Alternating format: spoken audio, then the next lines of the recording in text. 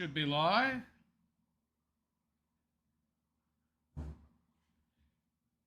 There we are.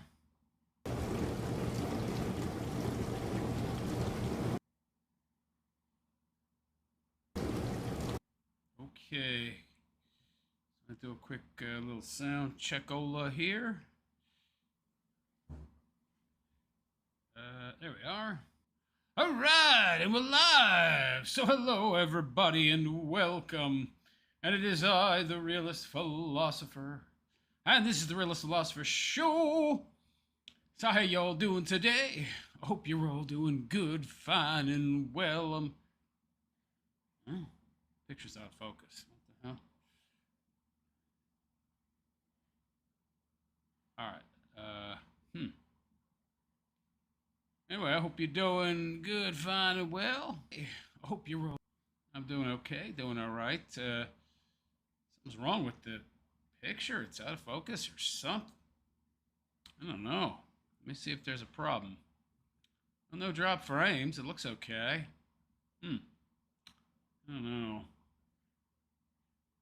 Well, who knows? I don't know. Okay, so we've got some... Don't have a lot of... We have nobody here. Wow. Did something happen that I don't know about? I can tell you that that stuff with that that bear person cut my viewership almost in half. Is there something else happened I don't know about in regards to me or my content? Because this is unusually dead even for my live stream. What's going on here? Very strange. Ooh. Oh man, I don't know. Could something have happened that I don't know about? I guess. I don't really know. Let me see here. I'll check my community and mentions. No, I don't see any mentions of me recently. It's very odd. Very odd. I don't know what to make of it.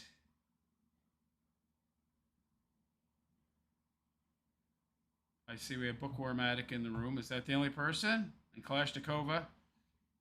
Hey, how you doing, Kalashnikova? That Transformer flipping out was a fun change. I guess you're talking about that him, her, them, they person. Yeah. I think I labeled that video wrong. I focused on the possibility of that Josh person being Josh Moon. And that probably wasn't a good idea. That picture, something's wrong with the picture. Let me turn up the light a bit. Maybe that's the problem. Everything's a pain. These fucking headphones have too short a cord. Can't even stand up with them on. All right, there we go. Maybe that'll help. Let's see. No. Something's not right. Picture looks poor. That video was wild. Yeah, that person freaking out about not being called a she. That was weird. You're not kidding, man. That was bizarro. I can watch more of that stuff, but the people that have subscribed to me of late don't seem to like that kind of content. They only seem to like Jeremy Hambley or Sexhammer 666. Yeah. Yeah, the video I did of DSP didn't get very many views either. I don't know that I'm going to talk about him anymore. Doesn't seem very popular at all. Yeah, Dark Side Phil, for those of you who are not clued in, that's DSP. Yeah. Although, to be honest, he's quite boring, so I can see why people are not that into him. As you can see, I'm not chewing away. There's no nicotine gum involved here. I quit the nicotine gum. I think today is I've been off it for 6 days now. It's rough, man. It's rough. Woo! The worst, I think the worst of the withdrawal is gone. It was really hard sleeping like the first 4 days there. Starting to feel a little better now, but still quite, I'm just plain tired. Although I don't know if that's from the lack of the nicotine or just how I normally feel. Like I'm always tired, man. But, yeah, it's hard to say which. I don't know if the ginseng is helping or not. Oh, but it's tough. Very, very tough. I miss it. The nicotine really did help focus in the moment. The only problem was I have an autoimmune disorder. It really exacerbated it. And it really made it bad. Like, made my knees hurt a lot. And just old injuries hurt worse. It just caused a lot of inflammation. And it shouldn't do that. I mean, if you don't have an autoimmune disorder, it's not going to do that. So I really, really like the in the moment like focus, but it had too many downside side effects. So yeah, I've had to quit using it. What are you gonna do? There's a substitute. There's some stuff that can help though. There's like some other substances I can try. We'll see. I got to do more research, yo, and something that won't inflame my already existing health problems. You, what are you gonna do? Bookworm says I like it mixed up. Yeah, you do. So, but you don't understand is most of my viewers are not real. While I have like over 9,000 subscribers, about 7,500 of those don't even exist, but are from like 2017, 2018, before I got banned from YouTube. So most of the subs I have now came from when I posted some of these videos on Kiwi Farms, which I was quickly banned for doing. So I didn't get a lot of exposure. The only people that are allowed to get exposure on Kiwi Farms are that Ash and Worski guy. I think they worked out some kind of deal with Josh Moon where they're allowed to freely advertise there, them and their sock puppet accounts, but other people are not allowed to and are heavily discouraged. So they get to use Kiwi Farms to literally farm new viewers for their Kick channel while nobody else can. It's not working out too well for Josh Moon, though.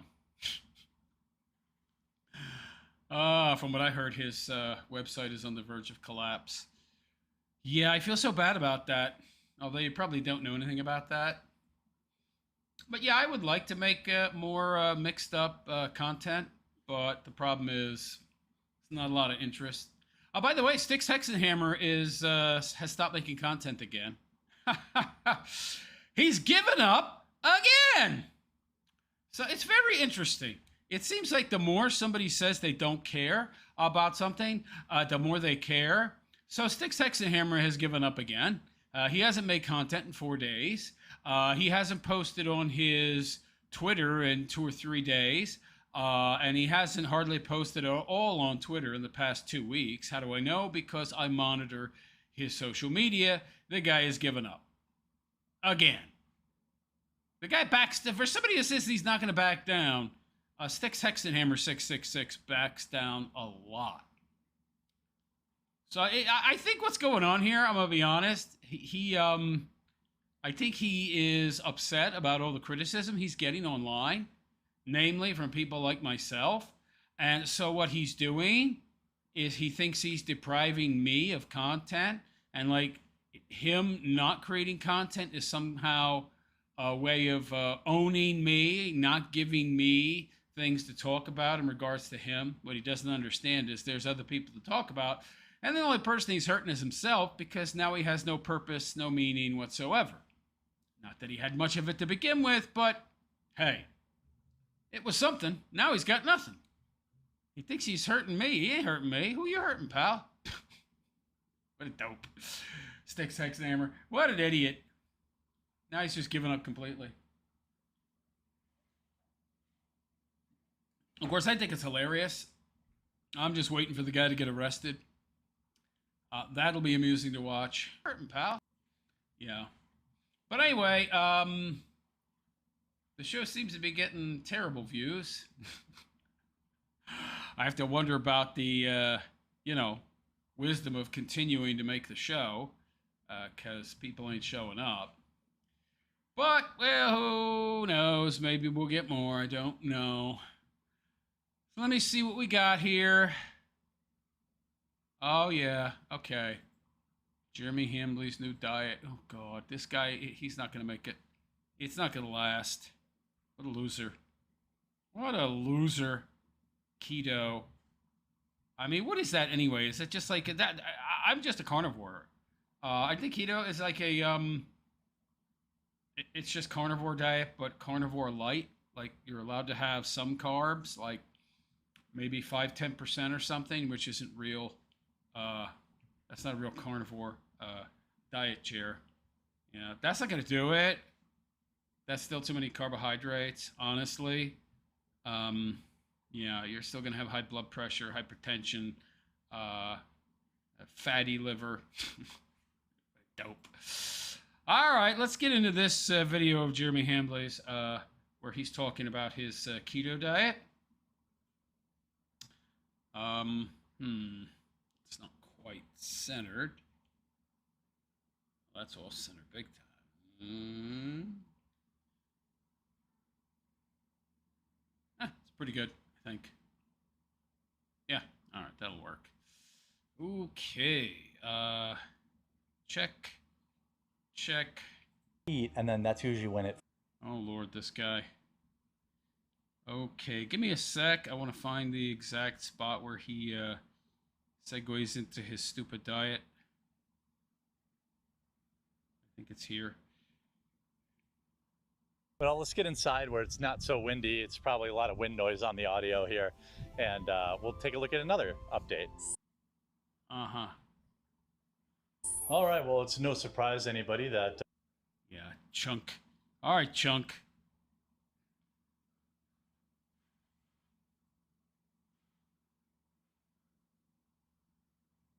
Okay, there we go. So hello all and welcome. It is I, the Realist Philosopher, and this is the Realist Philosopher Show. So how y'all doing today? Hope you're all doing good, fine, and well. So we're back with Jeremy Hamburglar, Ham Planet, Ham Beast, Quarter Pounder, Hamburglar, Cleaner Outer of White Castles. And he's going to tell us about his new diet, which we all know is going to be an utter, complete failure. So, yeah, let's dive right in, shall we?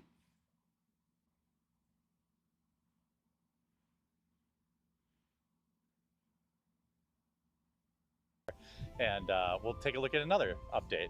All right, well, it's no surprise to anybody that this is the least used room in my house. It's the gym. Yeah, nobody's shocked, pal. Nobody. It's my workout room, and... What is this? Okay, so he's got the same editor doing the same kind of crap. So here's a treadmill with a TV on it. Jesus. You gotta watch TV on your... I mean, can't you have like a regular TV? Like the TV is actually on the treadmill. Okay. $5,369 for a treadmill. 22-inch HD touchscreen. That's nuts, man. Trainingstation.co.uk. Bowflex treadmill. That's super expensive. So is this like a low-key flex? Or he's just flexing, like letting us know how much money he's got. I have lots of money. I spent $5,300 on a treadmill. Well, it's time to make a change. We know he's never hit that heavy bag. Not ever. And I've been working with my friend Melanie Mack. Melanie Mack, dude, you're gonna fail. It's like the blind leading the blind. Didn't that chick used to sit around, eat whole sticks of butter on video? She don't know nothing, and she's not even on the keto diet anymore. I've been on the carnivore diet now for 3 years, about. I gotta tell you, it's great. It's wonderful, man. I don't know why you're listening to Melanie Mack. I mean, she's a dope. I wouldn't go to her for any advice on anything, yo. We're gonna try keto. Now, I know you're probably gonna feel like you have to offer a bunch of suggestions.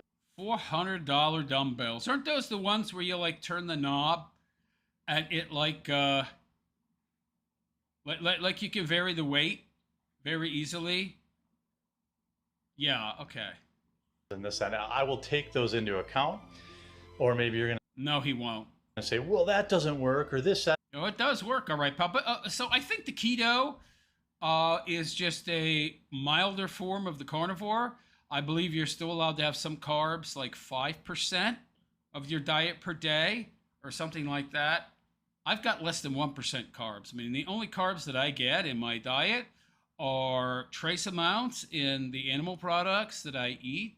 The food that probably has the most, which is very little, by the way, is the cheese I eat. And I eat hard cheeses like mozzarella and Monterey Jack. And those have minimal amounts of lactose, which is, just carbs. But this guy, I believe some people on keto diets, some of them will have up to 10% of their diet carbs, which is a bad idea. It's too many. The whole point of the keto diet or a carnivore diet is to get as close as possible to near zero carbs so that your body relies upon fats for energy. Another thing I know. Also, this guy, isn't he a booze head? Isn't the quarter an alcoholic? I mean, he's trying to quit not one, but two vices at the same time. He's not going to be able to do that. I've tried a lot of things. Yeah, dude, you're 450 pounds. We know you've tried a lot. Trying to do is $990? He's got a rowing machine? You know, he's never used that. not get on the fat jab. And so Ozempic, dude, you're gonna need it. You're gonna need to get on Ozempic. You'll never be able to quit drinking. It's not happening, buddy. I mean, he's trying to quit overeating, so he's a food addict, and he's a booze addict, and he's gonna try to quit both. No, it's not happening. It's not happening. This guy has no self-control. this will kind of be my last go at it. From what He gonna be dead by 50, okay? He ain't doing it. I found, doing some weightlifting will turbocharge it. No, has to be done consistently and done right, which you're not going to do either. I find it interesting. This guy will pay somebody a lot of money to take care of his stupid saltwater fish. Drop 50 grand on that crap, but he won't pay a personal trainer. How interesting.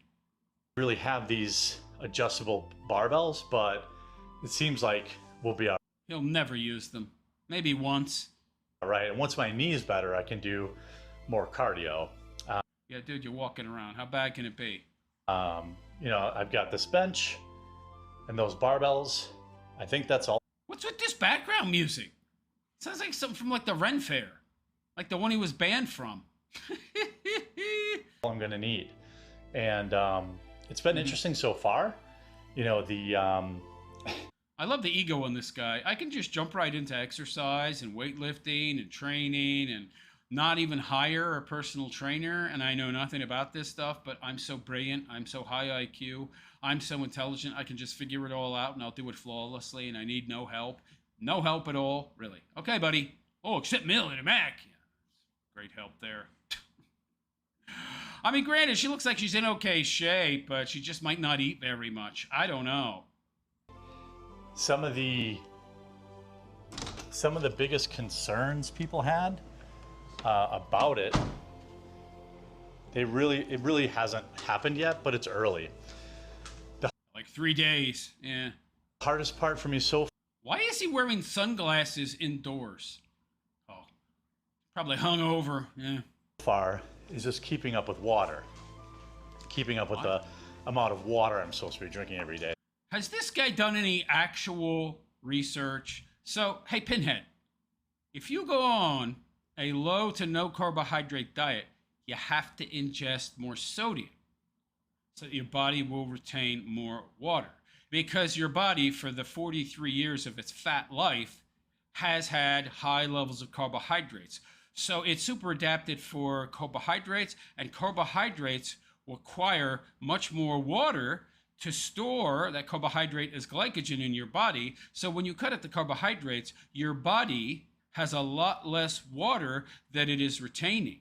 And you need water to also retain sodium. So what you have to do is not so much increase your water intake, you need to increase your sodium intake dramatically. I remember when I first went on the diet, I went to the doctor. He was like, your sodium levels are too low, man. I was thinking to myself, I was like, what? I'm eating lots of sodium. Well, it turns out it takes your body a while to adapt to the new diet and become better at retaining sodium and water without carbohydrates. So it needs a long time to adapt. It's a lot more than a month. It's more like 6 months to a year or longer, because your body has spent its entire fat life adapting to a totally different energy usage system. Energy usage and storing system. And burning system. I mean, so really, dude, it takes a long time. 6 months to a year or longer, okay? So you shouldn't be drinking more water. You should be taking in more sodium. A lot more. And now I don't have to take in as much as I had to when I first started on the carnivore diet, because my body is super adapted now. But this guy, he's so arrogant. And he just thinks he knows it all. And, oh, yeah, I'll talk to Bill and Mac, who eats whole bricks of butter. It's about 150 to 170 ounces. No. Your body's not going to retain it anyway because you're not getting enough sodium. When you don't have the carbohydrates anymore, for your body to store more water, you need the sodium. Salt. For those of you who don't know what sodium is. That's been more difficult than cutting carbs. Cutting carbs are, Really? It's a thing. Dude, you've been on this diet like 3 days. I guarantee you're going to have a hard time. By the way, dude, you ain't cut out no carbs. We know you're still sucking down booze, which is nothing more than sugar, carbohydrates. It's obviously the core tenet of keto and getting your body into ketosis. No, it's not. It's cutting out all plant matter. Okay? Plants, bad for you. Many plants have anti-nutrients, which make it more difficult for your body to absorb nutrients from other foods and those foods as well, and also have inflammatories. All plants, virtually all fruits and vegetables, have inflammatories. Same goes for nuts. I don't know. We're going to see. Yeah, you don't know. You ain't done your research, right? Yeah, you're doomed to fail, buddy. See how it shakes out. So here's my plan. I love how he just jumps into this stuff. He doesn't know anything about it. I'm just gonna do it. I've done no research, boss. Idiot. And so far, maybe if you've done keto before. I think he's conflating keto, carnivore. That's probably what he means. Dude, 3 years I've been doing this, okay? I know a hell of a lot more than you do. You know nothing. Let me know. I started with a very simple meal plan. Something that I knew I could stick to, right? So, bacon. In 3 days, you don't know. Just wait, buddy. But then again, he's a booze head, right? So he's not really cutting back or restricting his carbs. This is just performative. That's all this is. He's not stopped drinking. This guy is an addictive personality, okay? Addictive personalities who are addicts, who are actively participating in their addiction. They can't just quit. 2 addictions at the same time. It's not going to happen. It just doesn't happen. And eggs for breakfast. Protein shake for lunch. Protein shake is going to have lots of preservatives and carbs in it, buddy. What is he talking about? And like a steak or burgers or chicken or something. Chicken is about the worst protein source you could have. It's about the worst meat animal product you could eat on the carnivore diet. What are you thinking? Your diet should be 80% fat. 80% with the remaining 20% protein. No carbs. Enjoy. Some high level of protein for dinner. try to have dinner like around 4 o'clock. I got the electrolyte stuff, sugar-free electrolyte powder. Yeah, I drink electrolyte powder as well. But you want to know what I also take in much more of? Sodium! Bought the fiber pills because everyone said that there's no, you shouldn't be taking fiber. Fiber is very bad for you, okay? Fiber is derived from plants. It's very, very bad for you. Lots of people walking around with colostomy bags because they have fiber in their diet. Do not take fiber. You don't need it. That's a total complete myth that if you go on a carnivore, keto diet, whatever you want to call it, that you now need fiber to be regular. That's total complete nonsense, okay? Total complete nonsense. Never had a problem. 3 years now, everything's smooth. Cup of coffee in the morning. Regular as can be, baby. You know, an unintended, you know, your body doesn't, it takes a while for your body to adjust. And dude, you are in for a roller coaster if you try to stay on this. Minimum of 6 months to adapt. For me, when I first started, it was hell. It was very hard. I had sugar cravings like you wouldn't believe. I kept a like 2 pound, I think it was, no, it was like 5 pound, a 5 pound jug of peanut butter. Gluten-free, because I have an autoimmune disorder, but it wasn't sugar-free. And so I would allow myself 1 serving a day, which was 200 calories, right? That's not all sugar. But, you know, my diet at that time was maybe 3 to 5% carbs, maybe 3%. And so if I got really, really bad cravings, which in that first 6 months I did, I would have 2 tablespoons of the peanut butter, and it would kill it. Tasted great, by the way, because I'm having them cravings. But after about 6 months or so, it's gone. But that first 6 months is rough. You know, at 43, it's obviously 10 years, 15 years past time when I should have taken this stuff more seriously. I'm definitely down from my fattest. When I got back from Hawaii, I was probably the biggest I've ever been. What were you, 500 pounds then? I'm down 40 pounds from that, but I have another 100 to lose. Dude, this guy. Okay, first of all, Jer, you're living in la fantasy land. You don't have 100 to lose. You got about 250 to lose, pal. You see, you are a blob. You are an amorphous blob of blubber. You haven't worked out in 20 years. You have almost no muscle on your body. What muscle you do have is what's required to move your big, ginormous frame around, but really it's a very small amount of muscle. You would be about 180, 85 pounds. You know, if you were at a reasonable body fat percentage, you really need to lose about 200 to 250 pounds of blubber. Okay? I don't know where he's getting this. I need to lose 100 pounds crap. All right? Dude, you need to lose way more, buddy. Way more. Try doubling that, and then another 50% on top of that. And I just keep plateauing at like kind of the same levels. And, you know, for a long time, I've What is with this background music? Who's this editor? This is terrible. been able to carry the weight because I'm 6'5", almost 6'6". And so, you know, I don't look the same as people who maybe weigh much less than me, but... Dude, we saw pictures when you were at AmFest. We know that you do the best you possibly can to hide your body when you film, but we saw you at AmFest. You look horrid. No, you do not look good or better than people who are shorter, okay? You look terrible. Big, giant gunt hanging down to your knees.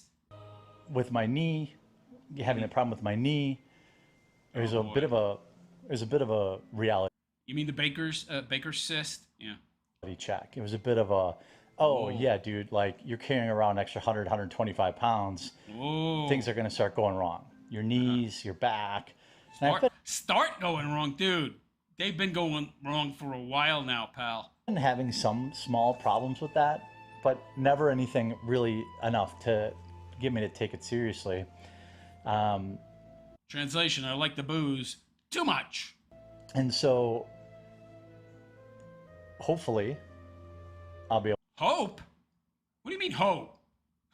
A hope and a prayer from an atheist who LARPs as a Christian but is in no way, shape, or form a Christian? Yeah, pal, it's not hope. It's called discipline. You want to succeed, you succeed, okay? You want to do something, you do it. There's no hope involved, okay? You want to lose weight, you put the fork down, you change your diet, you exercise. There's no hope involved there.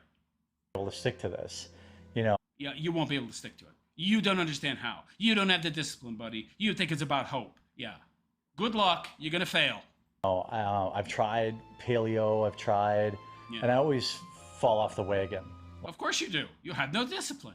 You can't handle discomfort. You're a big baby. Like after a week or two. Yeah. And so this will be... The same thing's going to happen here. A real test here to commit, 2 days in. Like today I was feeling kind of lightheaded this afternoon. Oh, 2 days in. I love the way this guy's talking like he's some kind of, tried and true warrior who's been through battles. In 2 days, get the hell out of here. Afternoon. It's probably going to, I probably didn't eat enough for breakfast. I don't know. What he's moving around in his mouth, I found out, it's Zins. He's a nicotine addict. Those Zins, by the way, have 9 milligrams. 9 of nicotine. And he pops them like, like chiclets, man. Definitely need to, I'm never going to get shredded. That's not my goal. I've never been that body type ever. It has nothing to do with body type. It has to do with reducing your body fat percentages. Of course, even if you did, he could if he had the discipline, but he does not have the discipline, so it'll never happen. Of course, this guy, if he lost that much weight, he would have 30, 40 pounds of loose skin that he would then have to get removed by a plastic surgeon. So there's that. But, it'd be nice to not have a massive coronary before I'm 50. Oh, you're going to have a massive coronary, pal. Almost certainly. And, I think the important thing... I mean, if your goal is to only lose 100 pounds, you're going to be dead by 50, for sure. ...is trying to find something that you can actually stick to, find something that, you can stick to for life. But you haven't been... I love the way you're talking, dude. I love how he's talking like he knows what he's talking about, and he is some kind of like preacher who has, walked the path. Dude, you've never been able to stick to anything in this regard. Never!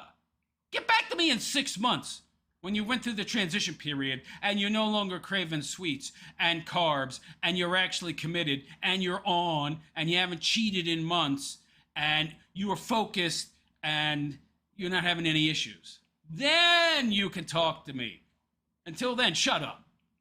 So to speak. And the keto people I talk to, they have their days off, they have their days on. There's a definite penalty if you cheat. Your body will react very poorly. Yes, that is true. That is really, really true, man. I'm using a couple of apps to track my progress. And I don't... What do you need an app for? You want to know what your progress is? I didn't eat carbs today. Woo! I mean, the carnivore diet is so satiating. Just stick to an 80%, 75 to 80% fat, the rest protein. The weight will disappear because you'll be so satiated. You won't want to eat very much, and then the weight will drop right off because the level of satiation is so high. But of course, he's a booze head too, so it's never going to happen. Never. I think I'll be doing a ton of updates on that, maybe like at major milestones, if I'm down 20, 40, 50, we'll talk about that. But this channel is not going to be about my weight loss journey. But, I've really... Why not? That would be more interesting than the other crap you've done. Tried to avoid shortcuts, but also I've done nothing. So it's, at this point, it's like better to take a shortcut than not go anywhere.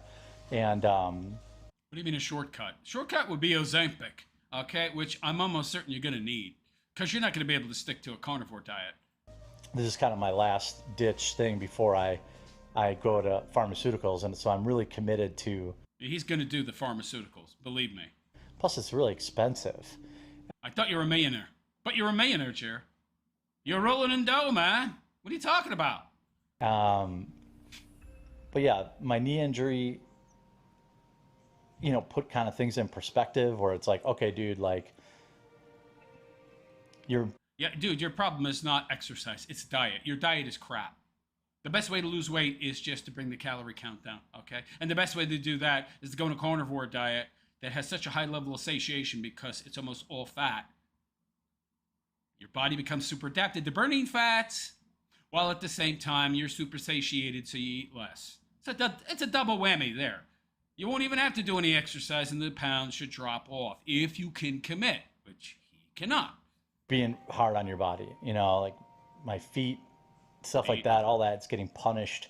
Yeah. And then, like, more than just the keto, I need to be more active. It's very easy for me to, when I track steps, I could go an entire day and only have 1,500 steps. I wake up, I come down to my office, I work for 8 to 10 hours. Does anybody believe he works 8-10 hours?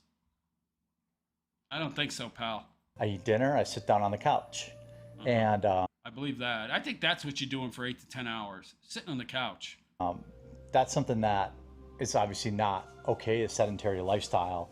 But in the past, I've kind of jumped in with both feet, and then that's usually when it fails. Yeah, because you go too hard, too fast, don't give yourself enough time to adapt. You jump in too hard, too fast with the exercise, so you overtrain, you do too much, and then you can't sustain it, and then you crash and burn. Same goes with the diet. You're doing that now as well. You're also going to crash and burn.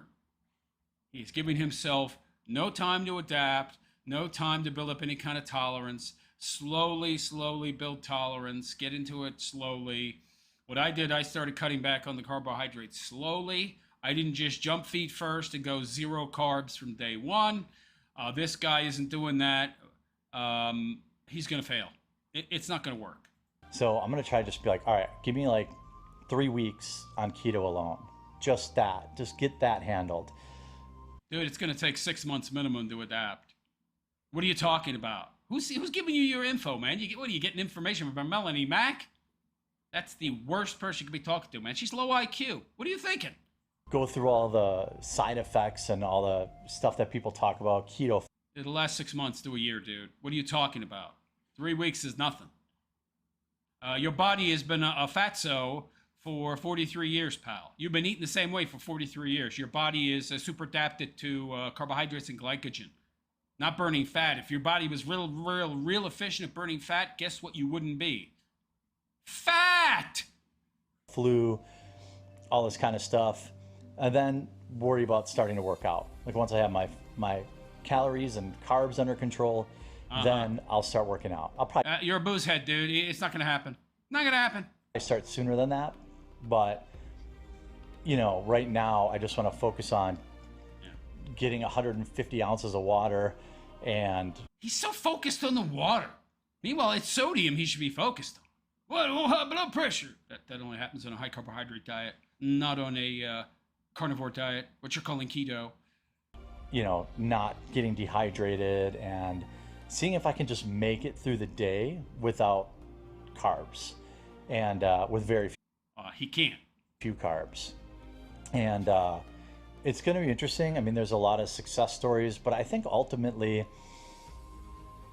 I can. Even Melanie Mack isn't on the carnivore diet anymore, is she? Didn't she give it up too? See the comments now. What hope is there for you, Jer? None. You should do paleo, or you should do this, you should do that. If it works for you, then it's a good program. And I've tried a lot of things. I got inspired when I was going to do the boxing match, and I got. What boxing match did he do? I've never seen this guy box. Got down probably 20 pounds less than what I am right now. And once that guy backed out and he didn't want to do it anymore, I lost my motivation. You put the weight back on. Of course you did. Got off the wagon, and started drinking more. Yeah.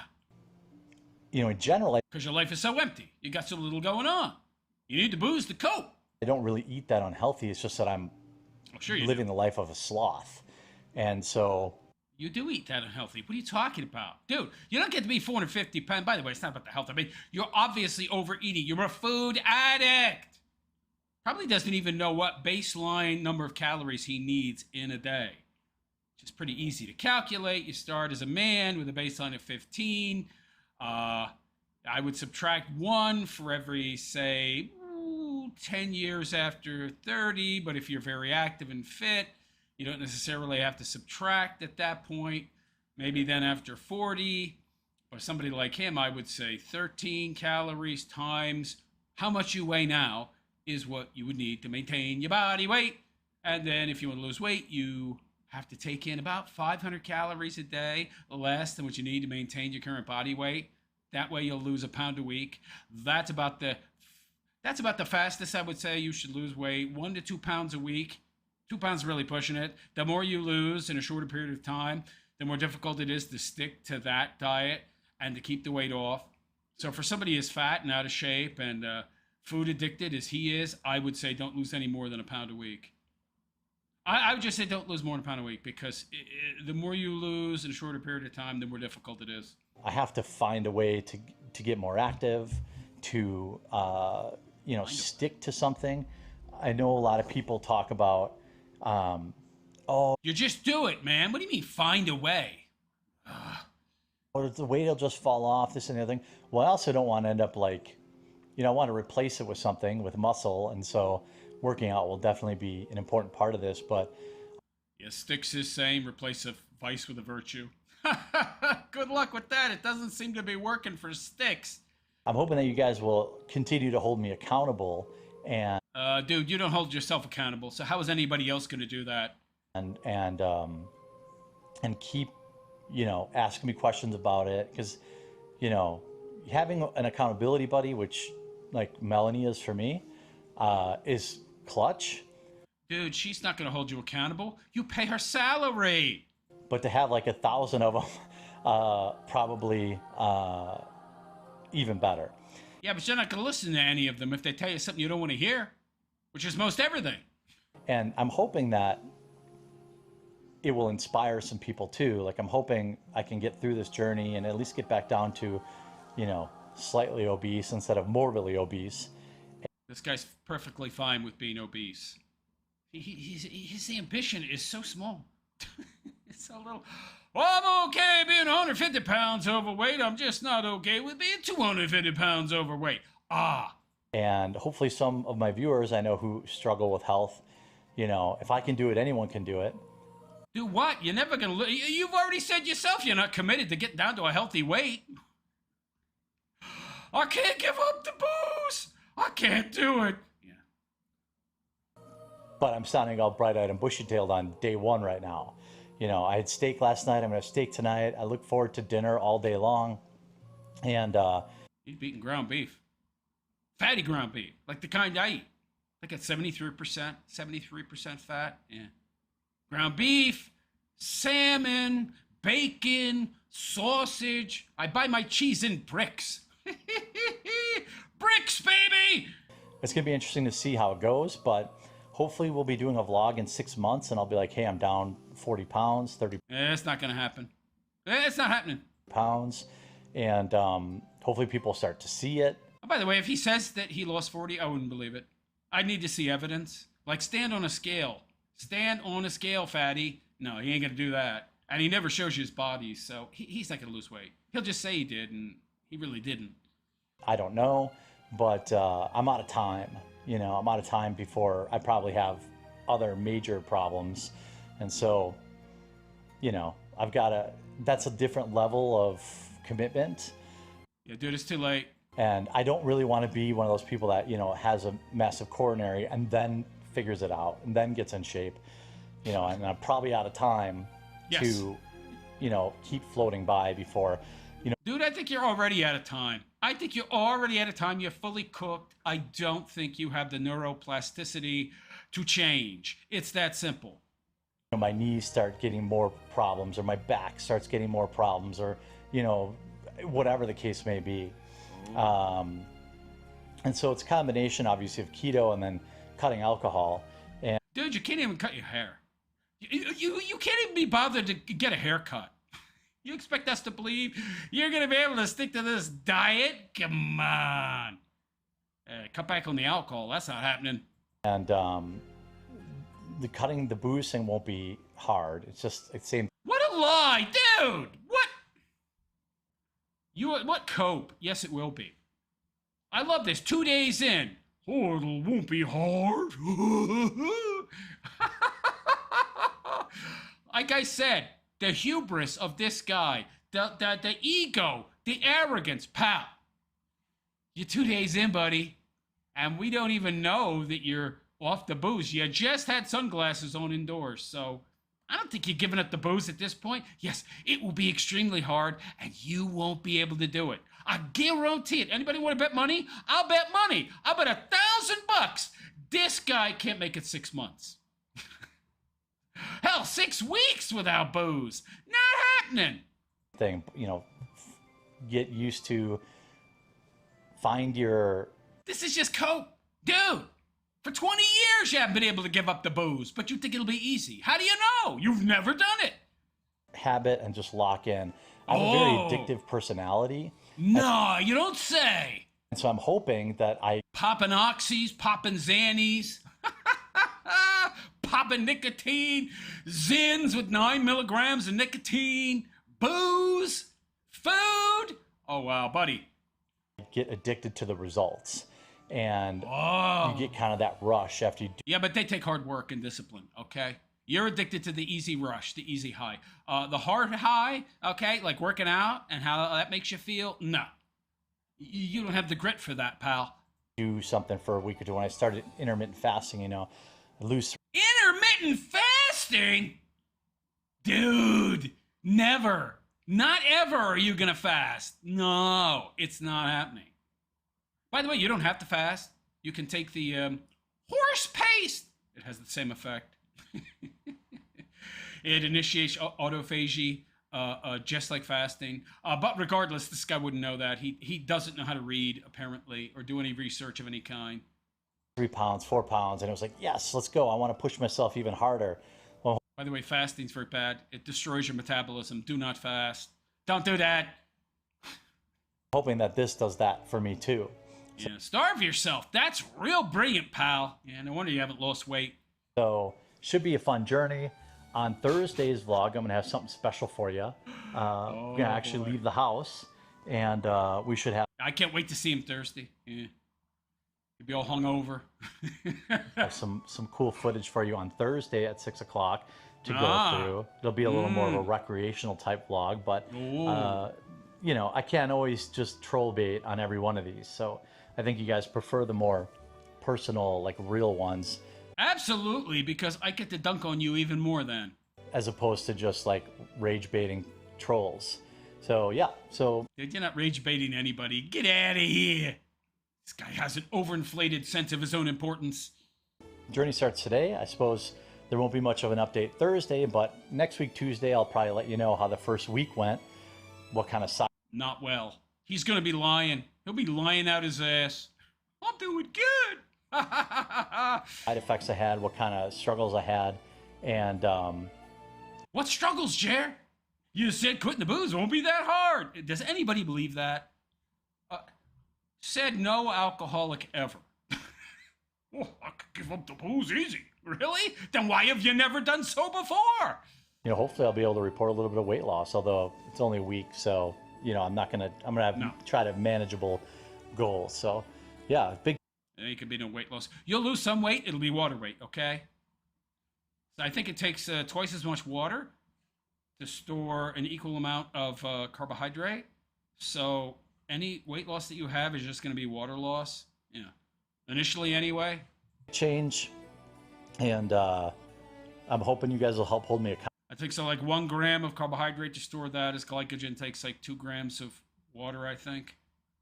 I forget. I think that might be the case. I'm not sure, though. So don't quote me. Accountable. And yeah, so hope you guys have a good day. And you'll be seeing this Tuesday. It's Monday when I'm filming it. And then I will film Thursdays on Wednesday. And hope you like that one, too. Hope you guys are enjoying the vlogs.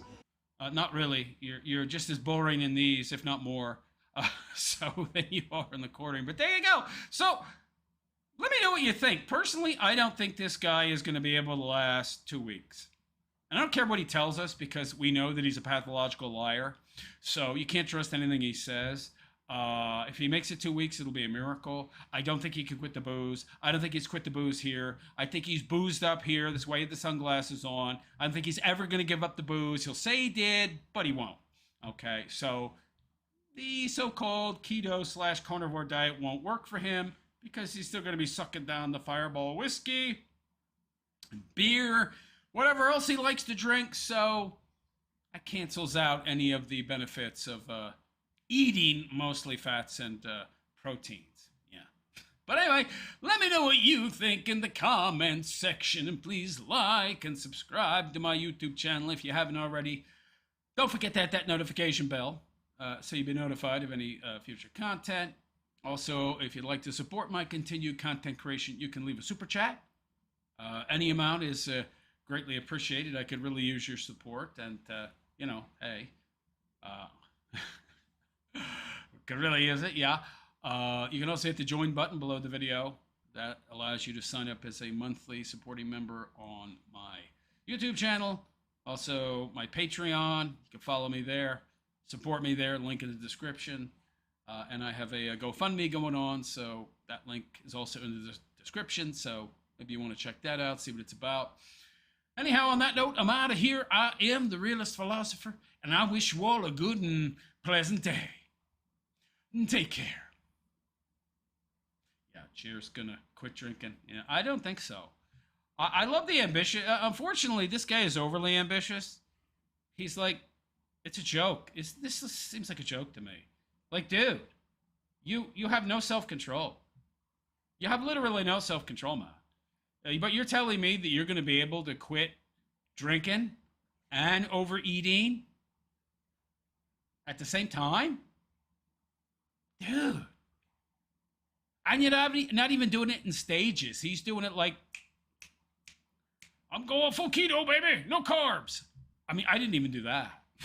Even I was, going in stages, right? Like dropping it by like 1% or 2 a week or something like that. You can't just jump headfirst into this stuff and expect success. Your body is you're gonna crater, man. Your body is gonna react. You've got to take your time and slowly reduce your carbohydrate intake because, your fat ass has been storing fat, not burning it, but burning glycogen instead for 43 years. It takes a long time to change how your energy management systems work, buddy. It can't be done overnight, but he thinks he could do it overnight. Yeah, it's like I said, the ego on this guy. So annoying. Oh, we got a super chat. Jerry Psycat. Did I pronounce that right? $9.99. Woo!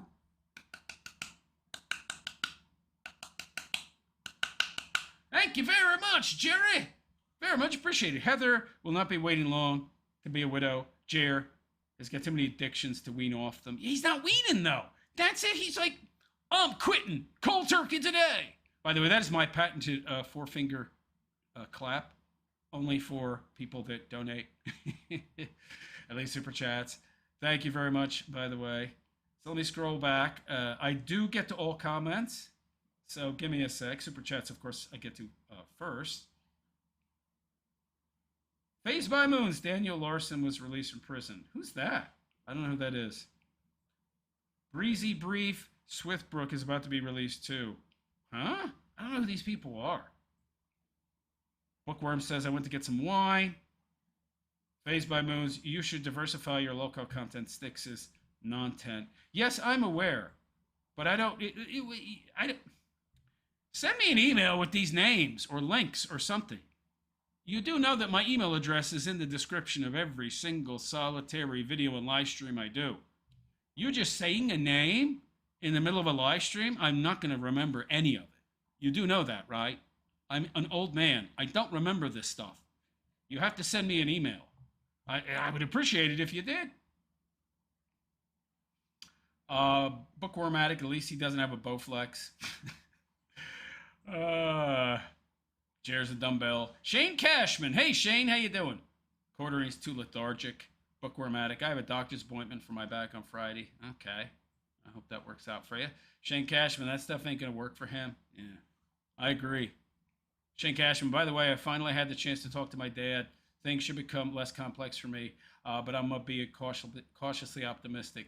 Well, yeah, so, Shane, we talked via email. I'm not going to get into the details, but just to address our conversation, facing problems is always better than not facing them, right? Whatever it is you're afraid of, generally that fear is not as, generally that fear is a bigger concern than what you're actually afraid of, right? That's been my experience. The fear is usually worse than the thing we're actually trying to avoid. So you face things head on. In this case, you did communicate with him, talk to him, have a real conversation. It's usually going to be a better solution than just not doing so. SM1 Life. Jera's such a strange individual. Dude, you should see Melanie Mack without makeup. She isn't anything like she... Yeah, I've seen her without makeup, dude. It's not a good look. I mean, granted, she's thin. Okay. I mean, that's impressive these days because most broads are pigs. But beyond that, yeah. Bookwormatic. My mother yelled at me and my brother when we were younger for drinking soy sauce. What? Shane Cashman. My mom told me that soy sauce could turn me into a girl. Yeah, it's got lots of phytoestrogen in it. Don't stay away from soy, man. Shane Cashman. I don't know what I was doing drinking it. SM1 Life. Your knees weren't designed to carry 450 pounds. Yeah, no kidding. Gary Sycat. Thank you again for the super chat, man. Much appreciated. By the way, if anybody else wants to follow Jerry's example, that would be great. Jerry Sycat, low IQ, that's an understatement. Yeah. Okie Farmer, find a way to get more active, sell the damn UTV and walk around the damn property. Yeah, I mean, just do stuff, man. What's he talking about, be more active? Find a way? Like it's hard? Like it's buried treasure? What the hell are you talking about, dude? You've got to find a way? It's not some profound puzzle, dude. Jerry Sycat, addiction is one hell of a drug. Yeah. Nima Problema. Boy Kibble. Okay, SM1 Life. Is that music in his house or is the video? It's added by his editor. It's not music that's playing. The editor added it after the fact. So he's flexing about, you know, he's low-key flexing that he still has cash, right? Look, see, I still have an editor. I can still afford to pay an editor. Look, I have a $6,000 treadmill. Means you're bad with money. Jerry Sycat. He's not getting a haircut because that's supposed to be a mullet. Oh, God. Shane Cashman. Look at how greasy his hair is. Yeah. Does he even comb it? I don't know if he even combs his hair, man. It looks disgusting. I don't get it. This guy can't even be bothered to perform simple hygiene tasks. But we're supposed to believe that he's going to stick to an extremely, extremely limited diet that has no sweets, no carbs. Yeah, I don't think so, man. You're a sugar addict. That's not happening. Nemo Problema. It should start by respecting oneself, like washing their hair. Yeah, Shane Cashman, you can hear the cholesterol on his breath. Well, cholesterol's not a problem if you're on a carnivore diet, right? Your body uses those cholesterols to synthesize energy, process energy, to go toward bodily functions and processes, unless you're on a high carbohydrate diet, and then it builds up in your system. See, if you're getting most of your energy from carbs, if you're eating enough carbs to fuel your body, but you also have a very high fat, high cholesterol diet, then those fats, those cholesterols are bad for you. But if you're on a primarily fat-based, animal product-based diet, No, they're good for you. They also fight cancer. By the way, you know, this guy, he knows nothing. Jer knows absolutely nothing. He's done no research. He's getting all his information from Melanie Mack, who is a certified moron. Oh, eats me butter. Yeah. You're not supposed to eat it by the brick on a daily basis, honey. God. S1M Life. Jer almost started laughing when he said he has an addictive personality. He doesn't have the drive to do this. Yeah, he's not going to stick with it.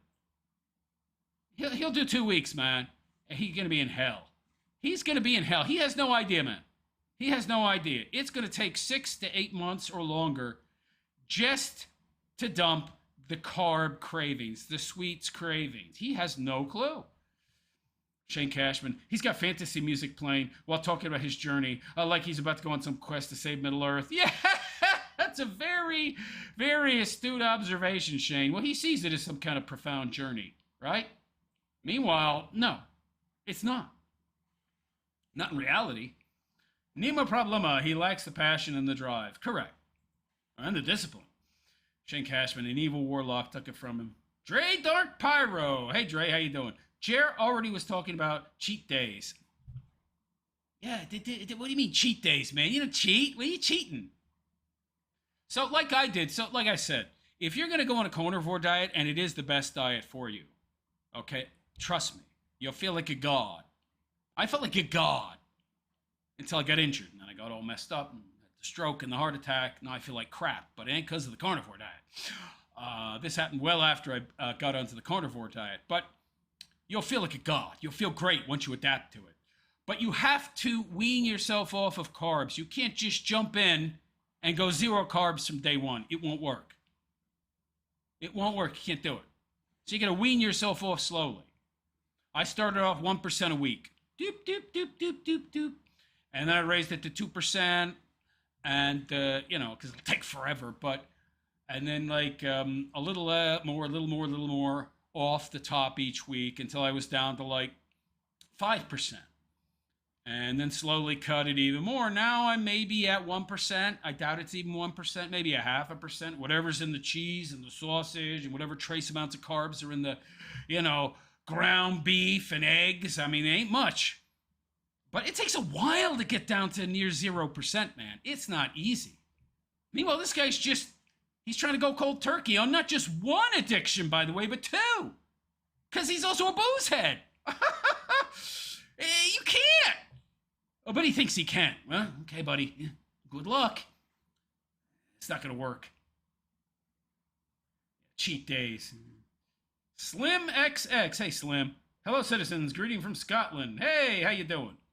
Dre Dark Pyro. Melanie Mack has so low IQ that she isn't attractive. Her voice cements this fact. Yeah, I don't like Mel. I find her to be very annoying. But what does she do to earn her money? First of all, he's paying her $500 a pop. She's just like a human laugh track. Yeah. That's $500. Typical Western broad, not bringing very much to the table, but expecting a lot in return. All right, sweetheart, whatever. We got more, baby. We got more. Jeremy's Lies. Dunkening of Jer. Mac and cheese lie cut. Ooh, okay, hold on. Oh, okay, we're going to get to that. What do I want next? Yeah. Ooh, this is good stuff.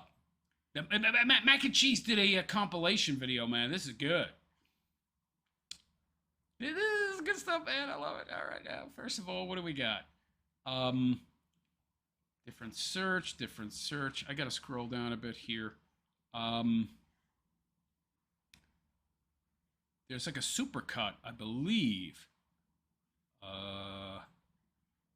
Give me a sec here. Jeremy Hambly. Yeah. Is that it? I think that's it. It's on Rumble? All right, let me get it to load up here. All right, yes, this is it. Okay. Yeah, I don't know if any of you know who the mac and cheese guy is. He's pretty good. Um, Give me a sec here. That's centered. That's good enough. All right. By the way, if you're new to the channel, I do get to your comments. I just do so after I've reviewed whatever media I'm currently commenting on. So I'm not ignoring you.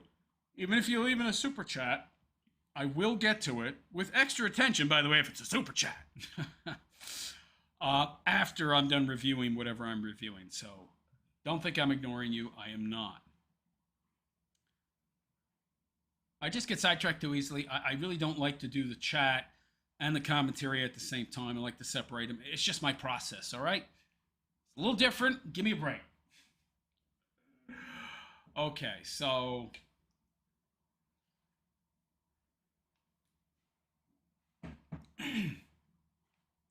So hello all and welcome. It is I, the Realist Philosopher, and this is the Realist Philosopher Show.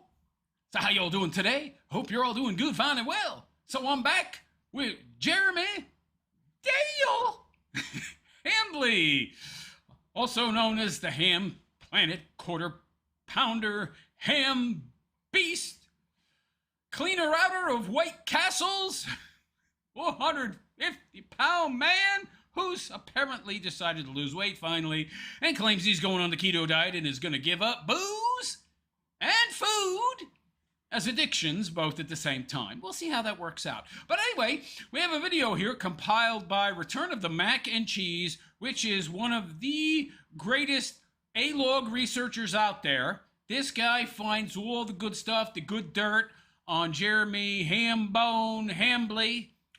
He must hate Jeremy more than anybody, because this guy goes to he goes to the ends of the earth to find the eminently dunkable material. And in this video, he's going to show us all the times that Jeremy lied about owning his own coffee company, directly contradicting his claims of, the recent claims, right? So that he, hey, I don't roast my own beans. I never said I roasted my own beans. When did I say I roast my own beans? I never said that. I never said I had a K-cup machine. I never told anybody my product wasn't white label. Oh, really? All right, for today's vlog, we're going to talk a little bit about, I guess, my biggest lie that's been exposed by terminally online weirdos, and I guess I have to come clean. The internet is very, very interested in my coffee business. I don't know why. Yeah, gee, I wonder why, pal. There's really nothing that interesting about it. It's really not unique. Well, that we can agree on. I know there's a lot of people that think it's unique, think that it's, the only, that I run this business like, I don't know, something different than any normal business. We're different than everyone else who sells you coffee. So if you want to support an actual small business and not sell. Oh, this is pretty old too. Look, Styx is in this one. Hannah Claire and Styx were employed by Jer at the same time. I didn't know that. Okay. I wonder if Hannah likes Styx. I kind of doubt it.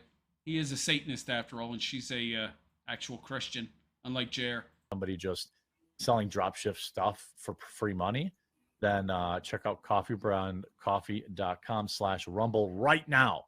It's important that people understand the basics of what words mean. The people that feel... Well, you don't know what words mean. He's like, well, my coffee white label, it's not dropship. But that's dropship. Are you roasting your own beans? No. Are you bagging your own coffee? No. So they're doing it. But that's dropship. Like they... I don't know. It's white label dropship. It's still dropship. They've discovered something. Don't understand even the basics about business. It's I do. I understand them better than you. Embarrassing for them. Oh. One way you can do it is drop shipping. This is one of the common... Which is how you do it. ...critiques. One of the dumbest criticisms of my business that's ever existed.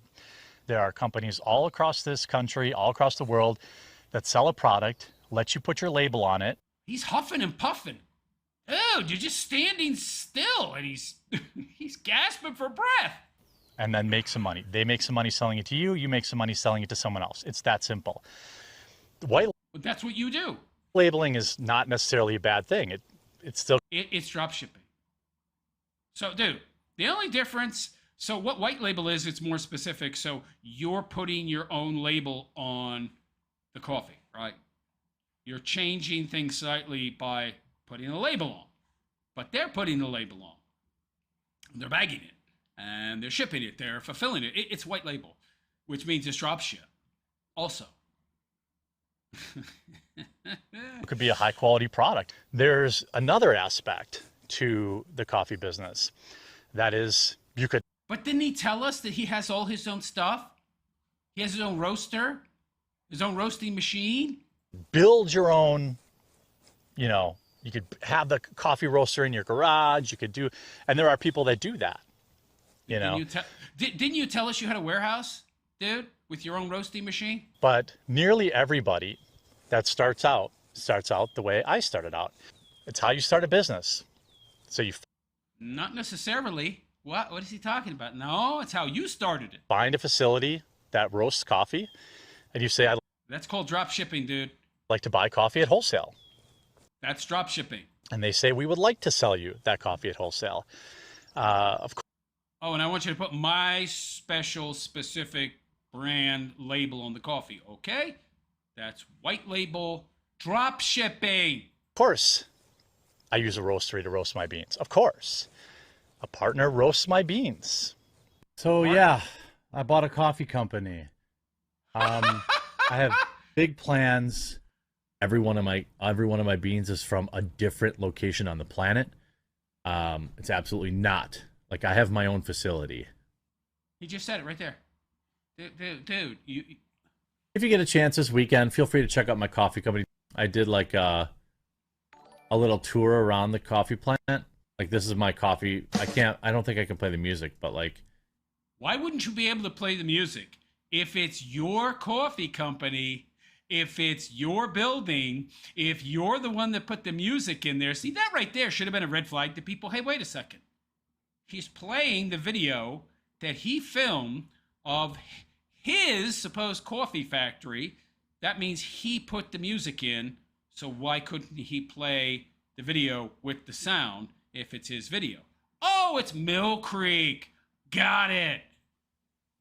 These are, you know, this is our stuff going on, like, live. That's Mill Creek Coffee Roasters. That's their roast master. He just put on a coffee brand coffee shirt. Here you can see them unroasted beans, weighing them out. In dirty buckets. Dirty, disgusting, filthy buckets. Here we're fulfilling orders. Long-haired, dirty hippies. Yeah. Here's the roaster in action, so you can look in and see where the... 2 days after the stream, Twitter and Reddit users discovered this promotional video was filmed at Mill Creek Roasters Coffee in Salt Lake City, Utah, using their employees' facility and machinery. Where the beans are at. There's after roast. Yeah. Where can I buy Mill Creek coffee? I have no idea. There's like this small group of people that think they know where... you know, they've got it all figured out where I get my coffee from. It's not like... Well, it looks like they did have it figured out, buddy. Which you admitted recently. Oh, of course I don't roast my own coffee. Well, I have a partner. And that partner was Mill Creek. And now it's Javatsava. Of course, they've dropped you as well. Like I went out and bought like $1 million in machinery to roast my own beans. That's not how any of this works. But like, actually, it is how it works for smart people, and you wouldn't spend $1 million. I'm going to do a video for my next live stream where I tally up the cost of starting your own startup coffee factory. Ain't nowhere near $1 million, buddy, even with the K-Cup machine that you claimed you bought. Any idiot knows that. Ooh, no. Exposed! A facility that does fulfillment for them occasionally on a certain roast is associated with him, and ooh, we got him. Did they think that I was in my garage roasting and doing it all myself? And of course. No, they thought you were in your coffee warehouse because you said you had a coffee roaster, you had a roast master, you had your own coffee warehouse, you roast your own beans, you do it all. It's not. Gotcha. You used a fulfillment center to ship. Name a single business that doesn't. I don't even understand. I don't understand these people. This is No, but you claimed you had your own coffee warehouse.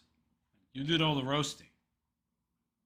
Nobody claimed that you couldn't or shouldn't or didn't use, that you would say you didn't use a fulfillment center. Although, didn't you say that you do your own fulfillment as well? this is not an own. Anybody who ships anything uses a fulfillment center. Not necessarily. It depends on scale.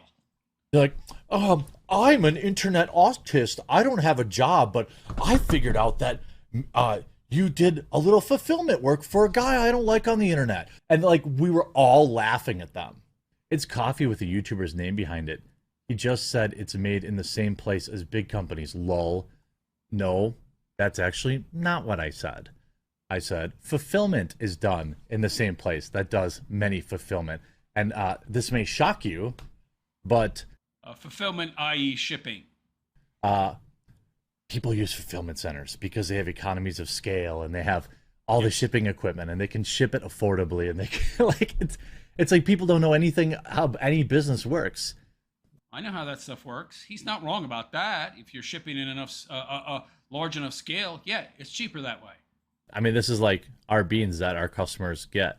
I know a lot of people that have been in my streams many times already know I sell coffee, but a lot of people don't know it's my own. We roast our own.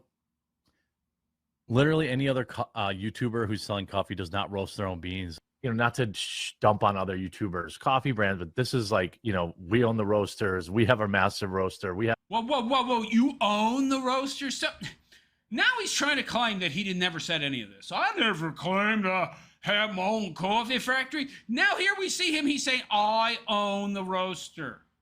I own the roasting machine. We roast our own beans. Means you have to have a facility somewhere, right, buddy? It's not existing in some like nether dimensions somewhere, right? Some extra dimensional space or something. You own it. It's got to be somewhere, right? All this stuff. So like, I do not drop ship. My stuff is all legit. Of course, now he's let us know he does drop ship. It is, we have our own roasters. We have our own fulfillment. We have, I mean, everything we do, everything we control, everything. People don't all know this, but like, we roast our own beans. We fulfill our own orders. We control the process. So what you have to understand is when you say you fulfill your own orders, that means you're handling the logistics.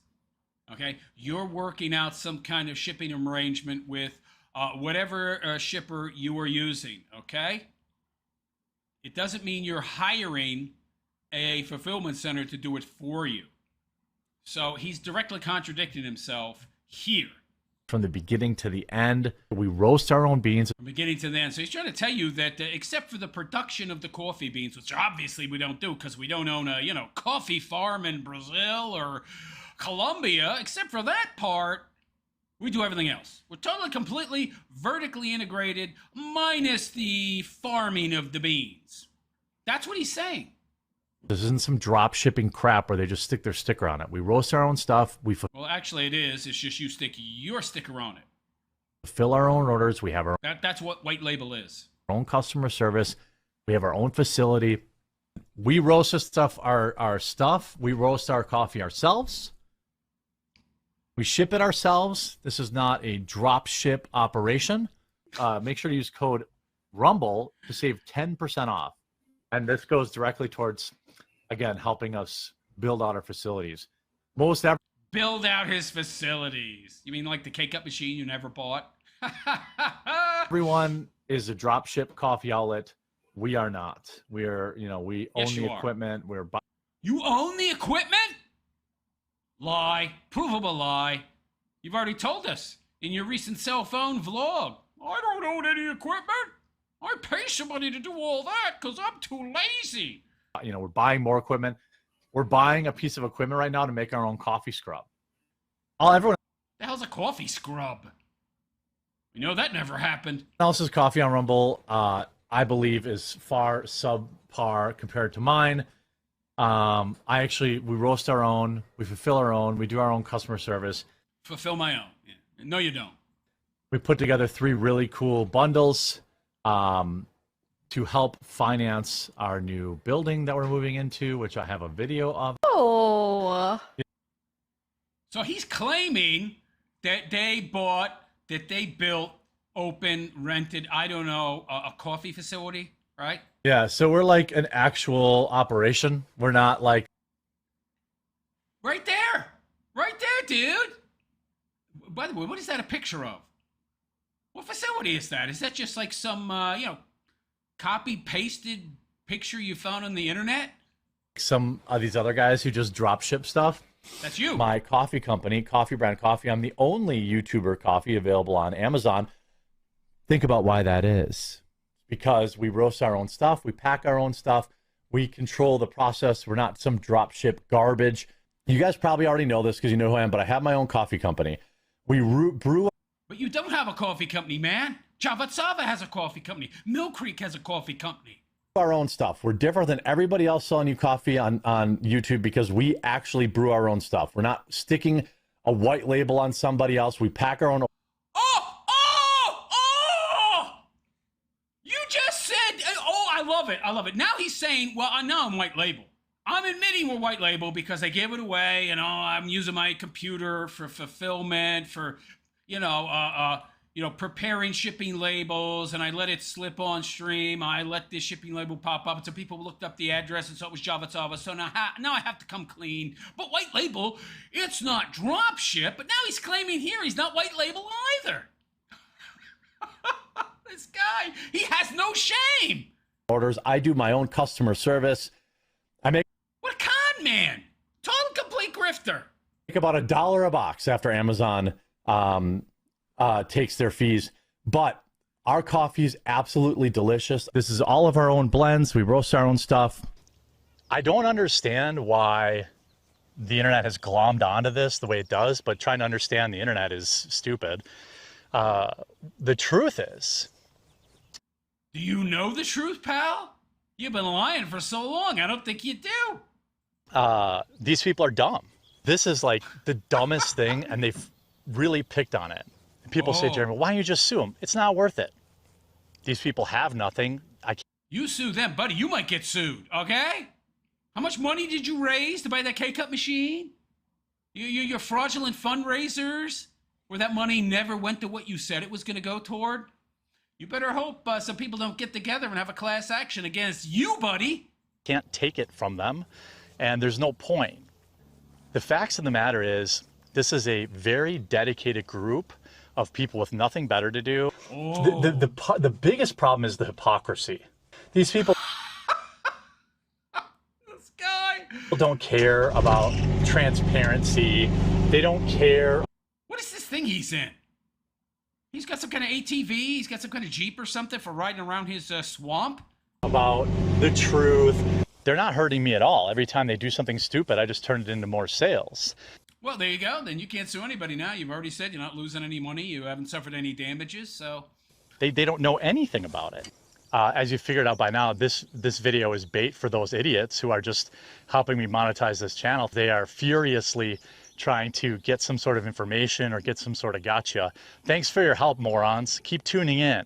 So there was a shipping label that was shown, okay? And so everyone thought, wow, this confirms that his coffee's drop shipped. It is. Well, the fact of the matter is, all they found was a shipping label from the company that I use to put my coffee into K-Cups. That's it. I roast 900 pounds at a time for a specific... This is bunk, by the way. This is not cost effective, all right? Are you expecting us to believe that you yourself roast 900 pounds? By the way, you've already admitted that that's not true and that you're a white label coffee company and you do not have a facility and that they roast your beans. So I don't know what you're talking about here. And nobody is roasting 900 pounds of beans, shipping them to Javatsava, and then Javatsava is putting them in K-Cups and then shipping them back to you, or they're fulfilling it themselves and they're doing the shipping and handling the customer service and all that.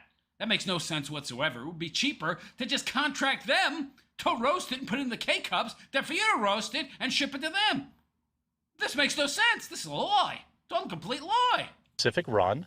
I send it to somebody who has a professional K-Cup machine that puts it in the K-Cup and labels it and puts the... I've already proven this is a lie. I did a video, check my channel out, where I talk about how he could afford a K-Cup machine. It would be under 10 grand. And he could set up a K-Cup facility for less than 50 grand. I could have set it up for him in like 3 freaking days, all right? And this air compressor he talks about that has to be food grade, it's like 10 grand new. You can get it for 3 to 5 grand used.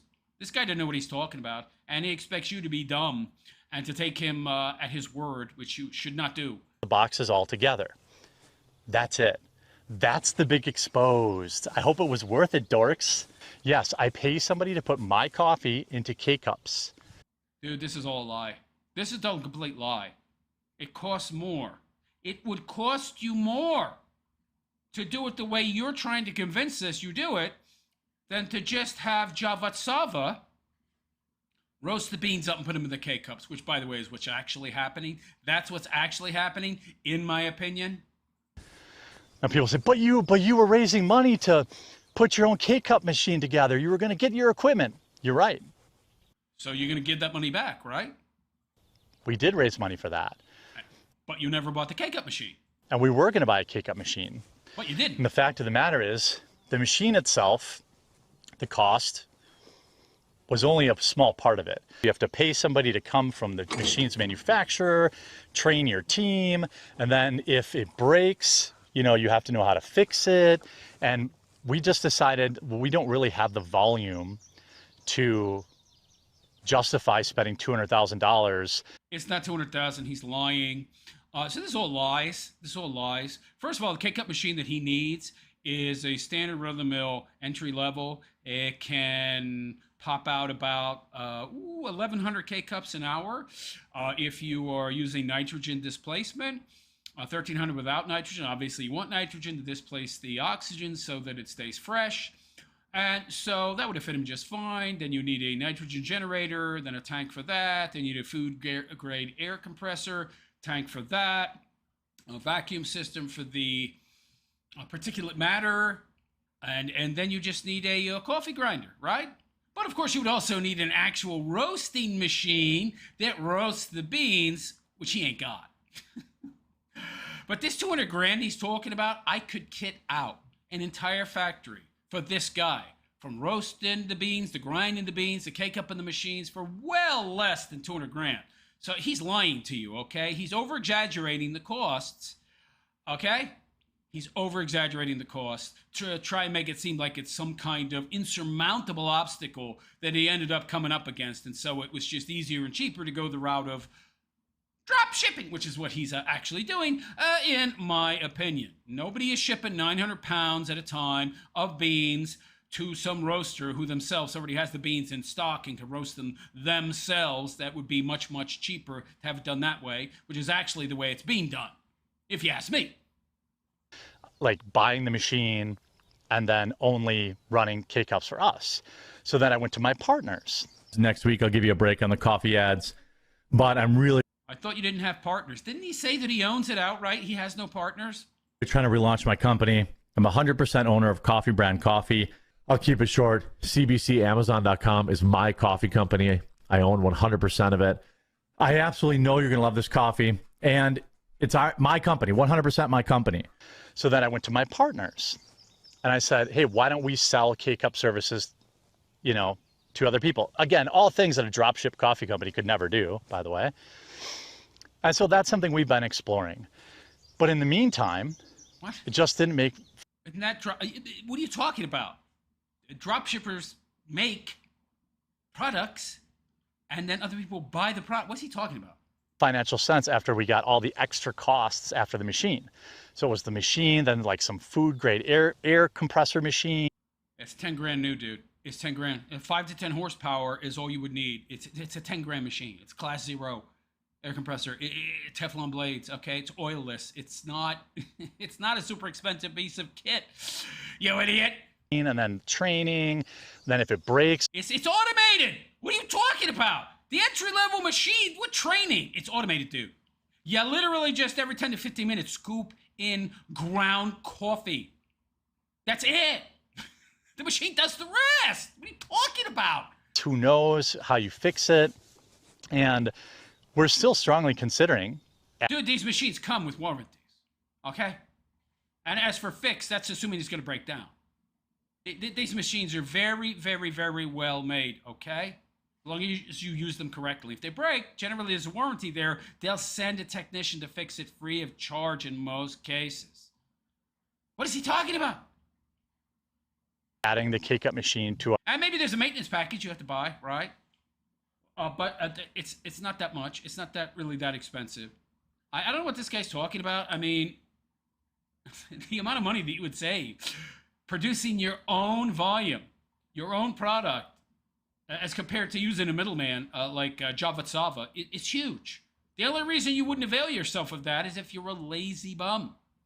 That you're a lazy bum, you don't want the responsibility and the work. our arsenal. Head on over to our K-Cup pre-order. Your participation in this K-Cup pre-order will allow us for the foreseeable future to expand our business and make K-Cup flavors. We'll have dozens of blends in K-Cups. Oh, so you make your own K-Cups? No, it turns out you don't, but you're saying you do here. And I mean, by the way, again, most of these machines come with a 1-year warranty, and you can spend a little more and get the full warranty coverage, and sometimes there's a maintenance package. But again, this is just the cost of doing business, but the amount that you would save is so great. Why wouldn't you go down that route? Oh, because you want easy money, turnkey, as little effort as humanly possible. By this time next year, this is the initial, you are a founder, which is why I'm doing the founder's coin for this. Buying K-Cup machine, it's like the cost of a Subaru. So getting that ready to go and getting all the freshness and stuff done has been a bit of a logistical thing, but we got it handled, and I really, really, really hope. Got it handled. So he just said, we bought the K-Cup machine. That you'll all rally and help me get this done. Is there going to be more K-Cup flavors? Yep. I bought my own K-Cup machine. It He's a liar. Why does anybody support this guy? costs more than my car, but what that means is No, it doesn't. There was no $80,000 machine. I talked about this in the video I made. That $80,000 machine, it can produce like an ungodly amount of K-Cups, like 24,000 an hour. That's like what Folgers would be using or something, like some kind of global brand. Didn't need that. The machine for him was like a 10 grand machine, man.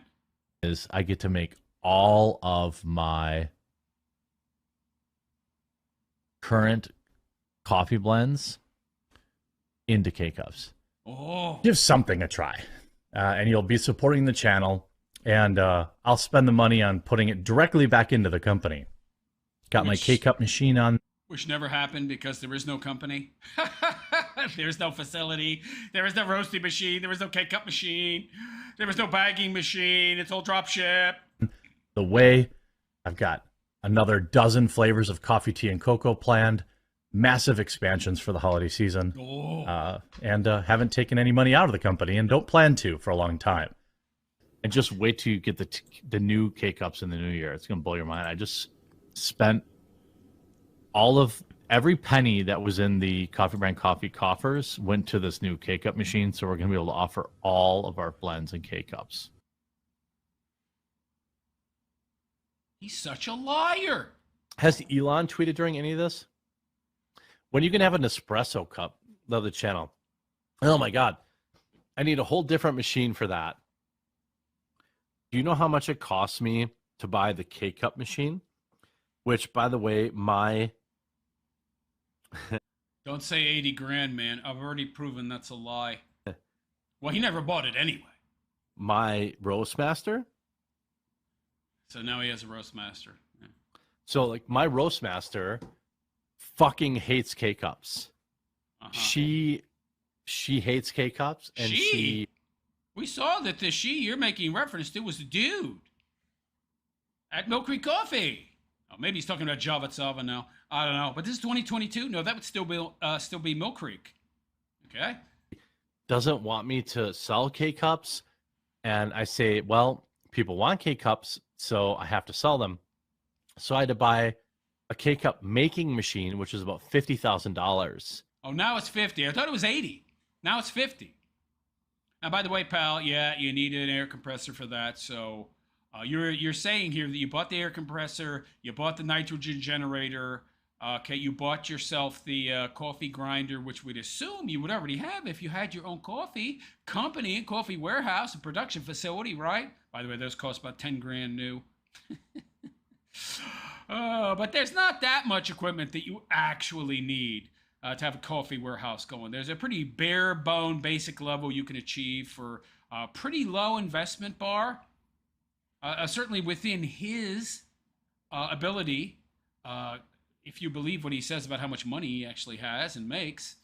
So I could offer all of my blends in K-Cup form. Well, here's the thing about the K-Cups. So a lot of people are asking about Coffee Brand Coffee. I bought a $50,000 K-Cup machine. That's promo code again is Raid Rhonda. I just built a brand new fulfillment center. So remember, he said that in the most recent vlog, where he was talking about how people think they got an own because I said I don't do my own fulfillment. He said he uses an outside fulfillment center, but here he is saying, "Oh no, we handle fulfillment."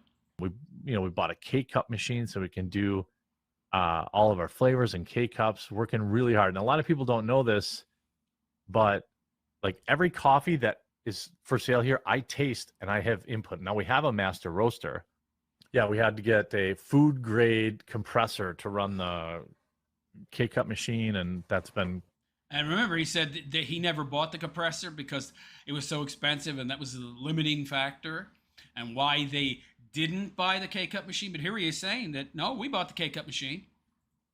Wait, because of unprecedented times. I've been waiting forever for that. So, I need to push sales right now to get money. Because to buy the K-Cup machine, all this stuff costs money. I should sell my services as extreme disaster backlash consulting.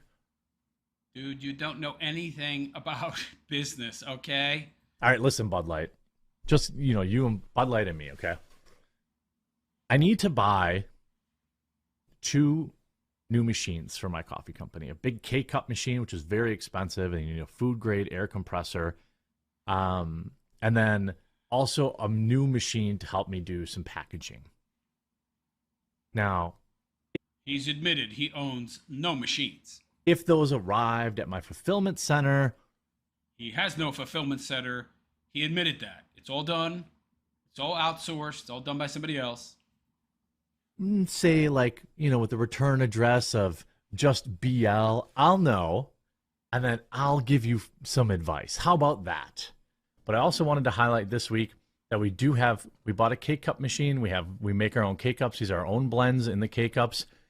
On a less light note, before I get on the topic, many of you know I have a coffee company. It's become a meme that, I annoy you with the ad reads for it. Well, what you might not know is that we basically do everything from soup to nuts. We only rely on one outside vendor, really, and that is to take our coffee and put it into K-Cups. This K-Cup machine is highly specialized, and they cost 50 grand or something. No, it doesn't. No, it doesn't. The 50 grand machine can do 12,000 K-Cups an hour. You don't need anywhere near that kind of production quantity, buddy. Like that. And so it's always made more sense to just pay somebody else. 50 grand will get you 12,000 an hour. 80 to 100 grand will get you 24K an hour. Well, he needs about 1,000 an hour, and he doesn't even need that kind of production volume. What else do do it? We send our coffee, they put it in the K-Cup for us, easy peasy. Well, no, you don't.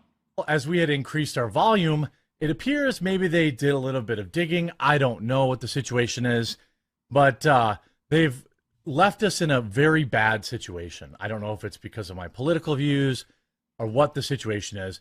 So instead, we're just going to buy our own K-Cup machine. In order to Yeah, this was March of last year where he claimed that Mill Creek Coffee, lefty wokeazoid company, various purple, pink-haired people working there found out about his political leanings, and they didn't want to supply him with coffee anymore. More than likely, it's because he's just so insufferable and difficult to deal with. They just got tired of him and said, "It's enough. We don't want to work with you anymore, pal. You're too difficult." Finance that. I have put out, in my opinion, 1,000 only of these Founders Vault packs that you will be the very first person to get our spring flavors, which are orange tangerine and cherry cordial.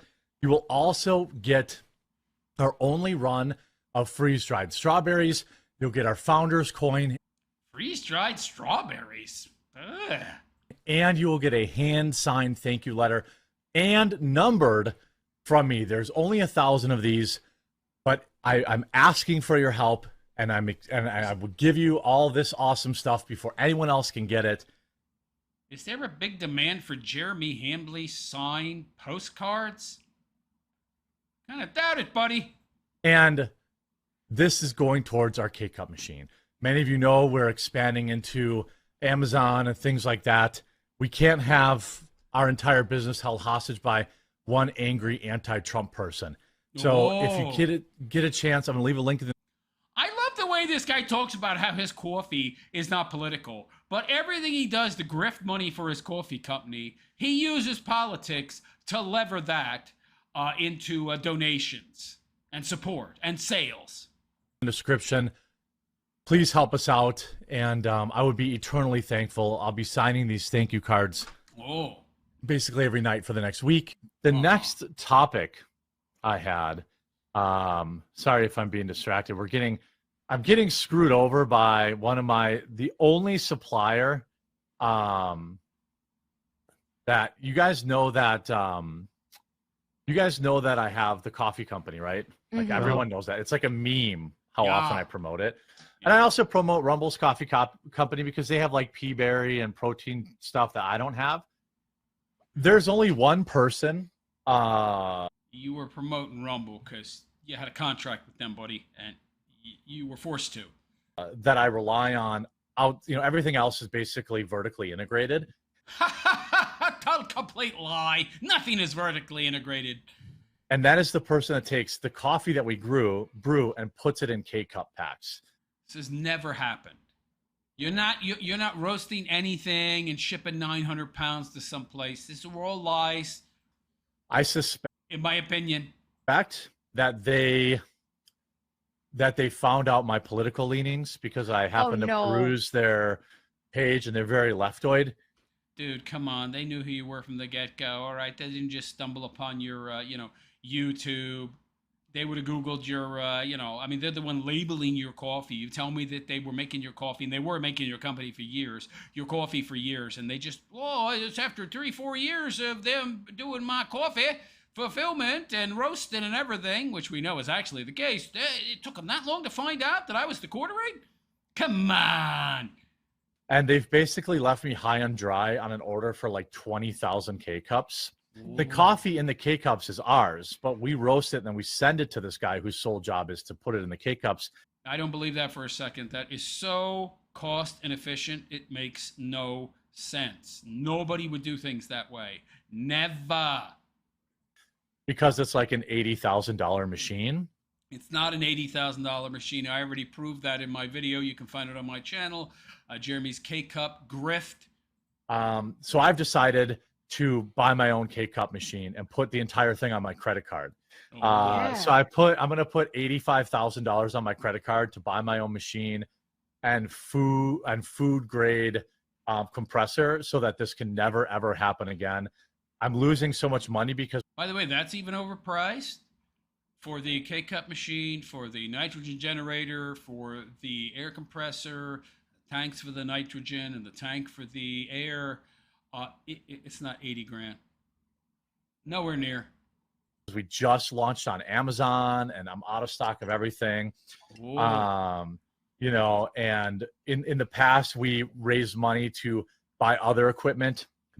Defrauded people. Yeah. Defrauded. that we needed to do. Now we need this other machine so that we can do not just the K-Cup, but creating the boxes and all this other kind of stuff. It absolutely sucks. So I'm dealing with that in the back. Sorry, in the screen behind. But I'm trying to raise the money. This guy doesn't learn. He's doing like another job. He's working on the coffee company while at the same time he's supposed to be live streaming. Isn't that what got you in trouble in the first place, pal? You were working on shipping labels during a recent live stream, and then you accidentally showed everybody a shipping label that showed Java Sava was your supplier. You dimwit. To do it. So I put out our tangerine orange coffee, cherry cordial, freeze-dried strawberries, challenge coin, plus a free gift, plus a hand-signed letter thanking you from me to help us raise the money to do it. If you want to go to coffeebrandcoffee.com and help us tell this dickwad we don't need you anymore, please. I love how he talks about his coffee company's not political, but he makes it political as often as he possibly can.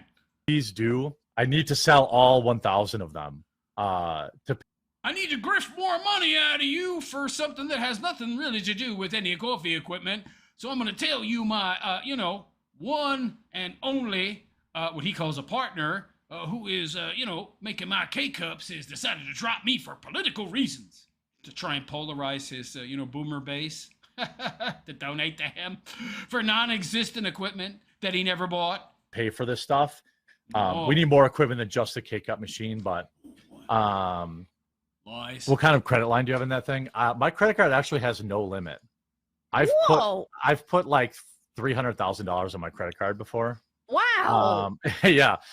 For all the stuff we sent to the hell is he buying for $300,000? Amazon, that was like $75,000, and then this K-Cup, the rest of the K-Cup stuff we need is going to be $80,000. So it's all sitting on my credit card right now. So please. That's a lie. He didn't buy any of it, and we know that because he told us he didn't. Please pick up a Founders Vault pack today. Our facility will now just handle everything if we can sell that out. So yeah, I'd like to pay that off as quickly as possible. But I had to use my credit card because I'm like, I can't miss Mother's Day. Mother's Day is our biggest sale of the year. I don't know for a fact that it was politically related, but I don't want to smear them. Guess, right. If you pick up that Founders Vault pack, nobody else is touching anything from soup to nuts. But didn't you smear them already? You said you already heavily implied. You said it was politically motivated. What? Anymore. So that's the last piece we need. Actually, I'm working on a coffee scrub too for the ladies, and we have to buy a machine for that too. Oh, a coffee scrub, like actual for your face and feet and hands. Yeah. Right. That sounds like a scam. Coffee scrub. Can't I just brew coffee and then get the old beans and rub it on my face? Like I brew some coffee, I take the coffee grinds, and I can, rub them all over myself. Same difference, right? Right. The machine Very for that, nice. Wow, her voice is annoying. which is also on a credit card, was $15,000. Now I love the way this guy flexes about spending all this money that he never actually spent. we just have to dial in the recipe with our coffee. So I hope people will go over to coffeebrandcoffee.com. I mean, at least in regards to the K-Cup machine, we know he never spent that money. Right now. And pick one of those founders packs up. It would mean the world to me. But yeah, please go over there and pick it up. I could use your help. I don't like begging, but it's great value. It's a little high price, but that's so we can buy the machinery. Oh, I don't like begging, dude. From what I've seen, you love begging. You're like Dark Side Phil, man. Sell all 1,000 today. That pays for the K-Cup. Plus, you're gonna love. Chat will tell you you love the coffee. Love the idea, Jeremy. Yeah. So now, basically, we're gonna have. So I'm building a new office, which is what I was selling those Trump cuck books for. So now we're gonna have. Did he say Trump cuck books? I'm thinking about making the office bigger, Right. so that I can just do everything myself. It sounded like you said cuck books. Cuck books, well, whatever you want to call them. I know I talked a lot about how this leftoid tried to screw over my coffee company, and we made the decision last night after. I don't believe any of this, man. None of it. They probably just had a falling out. because they didn't like him. Big shocker. What I believe is a leftoid trying to screw us over on our packaging. We took out a lease. We are moving to a new 15,000 square foot facility. Javatsava, you have no lease on anything. You don't have a coffee factory. We have a K-cup machine. No, you don't. We will be able to make Nespresso pods. No, you won't. We're going to be able to print our own book packaging. No, you won't. And make our own coffee scrub. You do none of that. We invested every penny we ever made in coffee. No, you didn't. You probably used it to buy that crappy, ugly Tesla truck. And that $70,000 backhoe that you don't need. Coffee brand coffee, and then some. My hope is that you'll give one of these 3 bundles a chance. This, if we can really move a lot of these, we have this dark roast, our 2 really good dark roasts, also with the freeze-dried strawberries.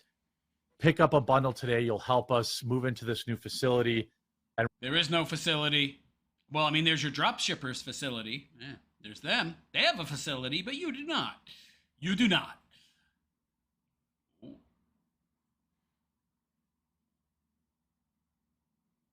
roast even better coffee and lower our prices.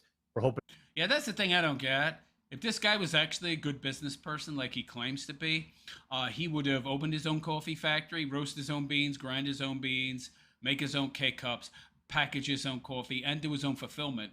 He would make a hell of a lot more per bag than just $1, okay? Going to lower our prices significantly too. Oh. Now, if you're in chat and somebody in chat, and I'm going to say this right now, okay, because I like to call people out. Somebody just said half. You don't like to be called out, that's for sure. Of this show is a shill for gay coffee. Wow. I have not mentioned coffee for an hour and 56 minutes. I made one mention of coffee, and it's because I need your help. So if you want to have a melty, that's, I guess, up to you. But if everyone right now, but you didn't need people's help because you didn't buy any of the equipment that you claimed the money was for. Would go to coffeebrandcoffee.com and give my coffee a try, I would be eternally thankful. At least check it out. It's good coffee. Yes, it is good. Like it isn't like crap that comes from some warehouse that everyone like everyone else sells. Yes, it is. Hater sale, promo code Rumble will give you 10% off the bundles. And then I think we have some of these vault packs left too, which you get our spring flavors before anyone else. And you also get a signed thank you letter from me, which I have now completed because we only have 1,000 of them. These other bundles are to help us buy the scrub and to pay the rent on the new building. I don't know how that's supposed to be some kind of motivation, like his signature. Dude, it's not like you're a professional athlete, yo. Well, right now I'm in the growth phase. So I'm trying to get out there, get a lot of people on subscriptions, and then work on my costs. So I talked about yesterday how I bought a K-cup machine. Like that's going to lower my cost by $1 per box. That's like right back in my pocket. And I sell like 5,000 boxes a month, sometimes 10,000 boxes a month. So, well, I mean, then that would be a lot of savings. So you would think that he would actually buy a location, get a location, rent a location, and get a K-cup machine. It would pay for itself in a matter of months. But oh no! Like, that's right back to the bottom line. This guy's so lazy. He didn't want to do the hard work of actually opening his own location, opening his own business, getting the equipment, setting it all up. That would be too hard. That would be too difficult. Too much oversight. They're happy to run with defamatory statements like some of these idiot YouTubers because it gets them clicks. And that's okay. Good for you. Now, at some point, the issue is they know it's not worth it for me. You know it's not worth it for me to file some sort of lawsuit against you for defamation. You would lose because truth is a defense. Absolute defense to defamation. Pal. But at some point, it's going to become worth it. Like, this would not go well for them. Show me the K-cup machine. Show me the K-cup machine. Show me the purchase order that goes back to the time that you said you were going to buy it. Show me the evidence, buddy. Show me the coffee warehouse. Show me the roasting machine. Show me the coffee grinder. Show me the money. I have partners You said you owned it all 100% outright. Now you have partners? that make my bags. I have partners that make my cake. See, this guy didn't know what the word partner means. He conflates it with like partial owner of his company. What do you mean partner? Somebody makes my bags, that's a partner? Okay. Didn't he say before, by the way, that the only thing he was doing was sending his coffee beans out in 900-pound increments to have the K-cup maker put them into K-cups? Now he's claiming something else entirely. Because it gets them clicks. And that's okay. Good for you. Now, at some point, the issue is they know it's not worth it for me. You know it's not worth it for me to file some sort of lawsuit against you for defamation. But at some point, it's going to become worth it. Like, this would not go well for them. It would go even worse for you, buddy. Much, much worse. I have partners that make my bags. I have partners that make my K-cups. I have partners that make my coffee, just like any normal business would run. Wait, but we heard him earlier in this same video with the same background. At the same time saying that the only thing he does is ships 900 pounds of beans to have them put into K-cups. Now he's saying he has partners that make his coffee as well. Oh, wow, man. There's literally nothing there. There's plenty there, as we just saw. We roast our coffee with a partner. So now, now it's dropship. You said it wasn't dropship, buddy, but now we're hearing, you don't handle anything. What do you handle? I pay for it, but somebody else does all of it. We send it to get put into K-cups because owning our own K-cup machine was cost prohibitive at the time. I mean, we run our coffee business just like any other coffee. What do you mean send it? If somebody else is making your coffee, that's the person who is putting it into K-cups, okay? That's the only way it works cost-wise. You can't afford to be shipping 900 pounds of product, all right? That adds too much cost, too much overhead there, buddy, all right? It's too expensive to ship that amount. It doesn't make any sense anyway. The roaster, the person who's making your coffee, who is not you, is going to be the one putting it in the K-cup too. There's no vertical integration in your company. Zero. You own nothing except the end product that you paid for to have them make, which is drop shipping. Coffee business you see on the shelves for the most part. You know what I mean? Like there's nothing there. These people are so stupid and so... There's plenty there. You gave it all away, you pinhead. So angry. They are either... You're angry. Really stupid, which is very likely, or they are pot kettle black. Really dishonest. That's you. These people are not stupid, and they purposely say things they know aren't true. Everybody. Well, we know you don't make your own coffee because you told us. We know you don't make your own K-cups because you told us. We know you didn't buy a K-cup machine because you told us. But in the past, you told us you did all those things. So how is there no there, Jer? Everybody knows that you're a hypocrite. Everybody knows that you're a loser. Right, calling other people liars. Well, you're the biggest liar of them all, from what I see. And when you do a long 2-hour stream reaction to this video, there's going to be a lot of people in your audience that see that too. So I'm looking forward to these people reacting to this video because, again, I have nothing to hide. Yes, you do. But in the quartering extended universe, truth does not live.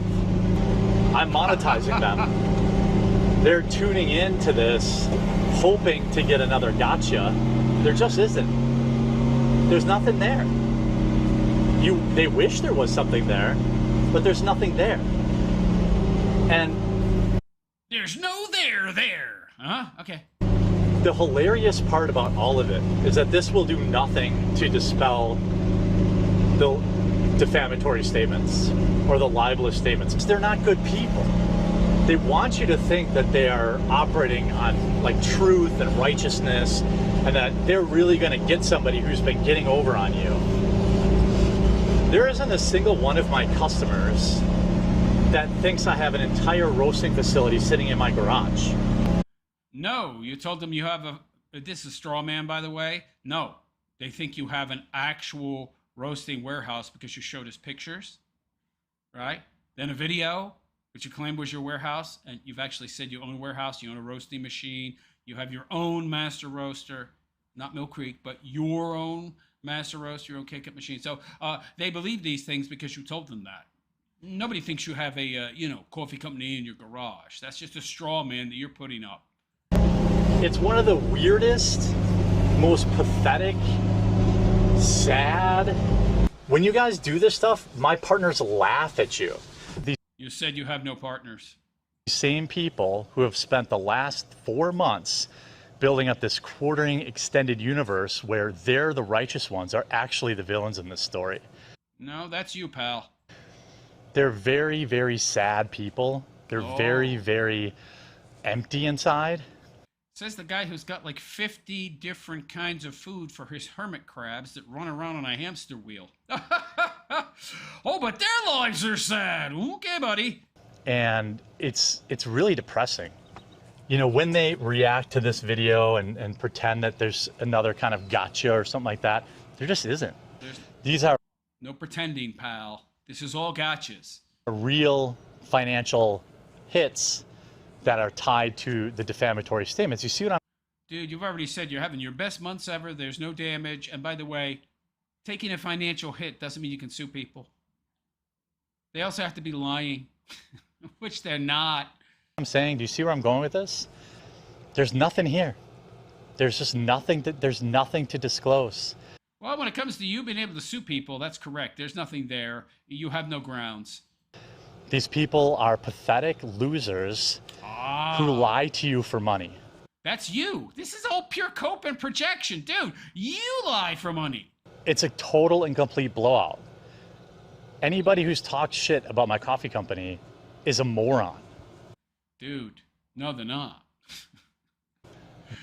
You think they're morons because you've been able to get away with this stuff for so long that you come to the conclusion that most people are idiots, which may not be too far off, honestly. BuyCBC.com will take you directly to our Amazon store. Buy a bag to own the haters. Don't buy any of this guy's coffee, okay? It's drop shipped. I sure would love that. Yeah. All right, for...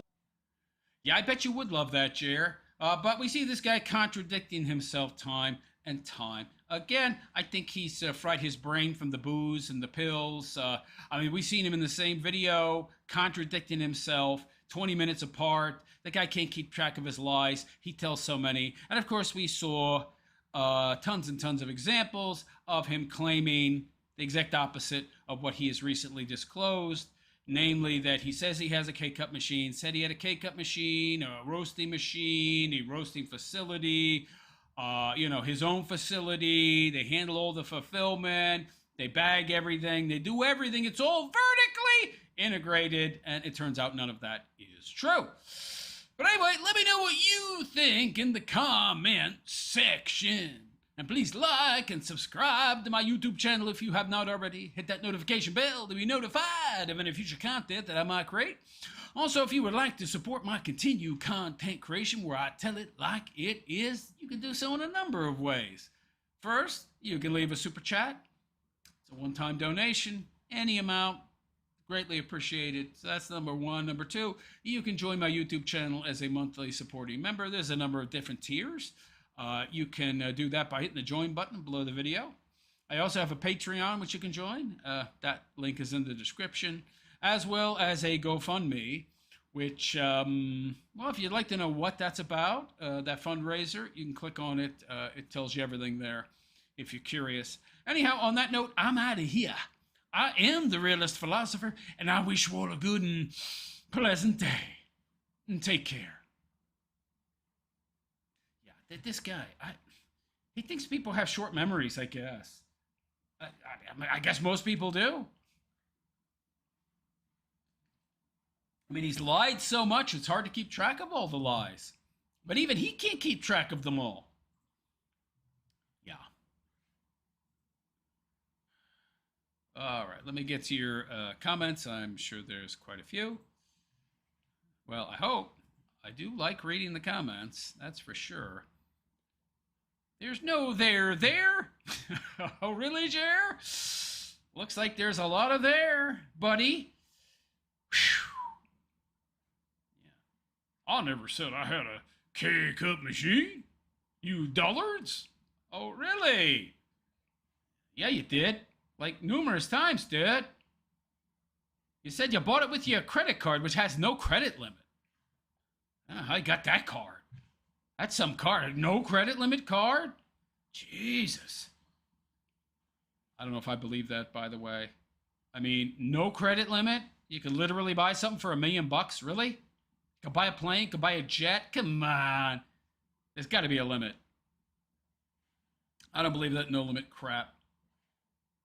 Shane Cashman. I've been getting sick eating cake foods.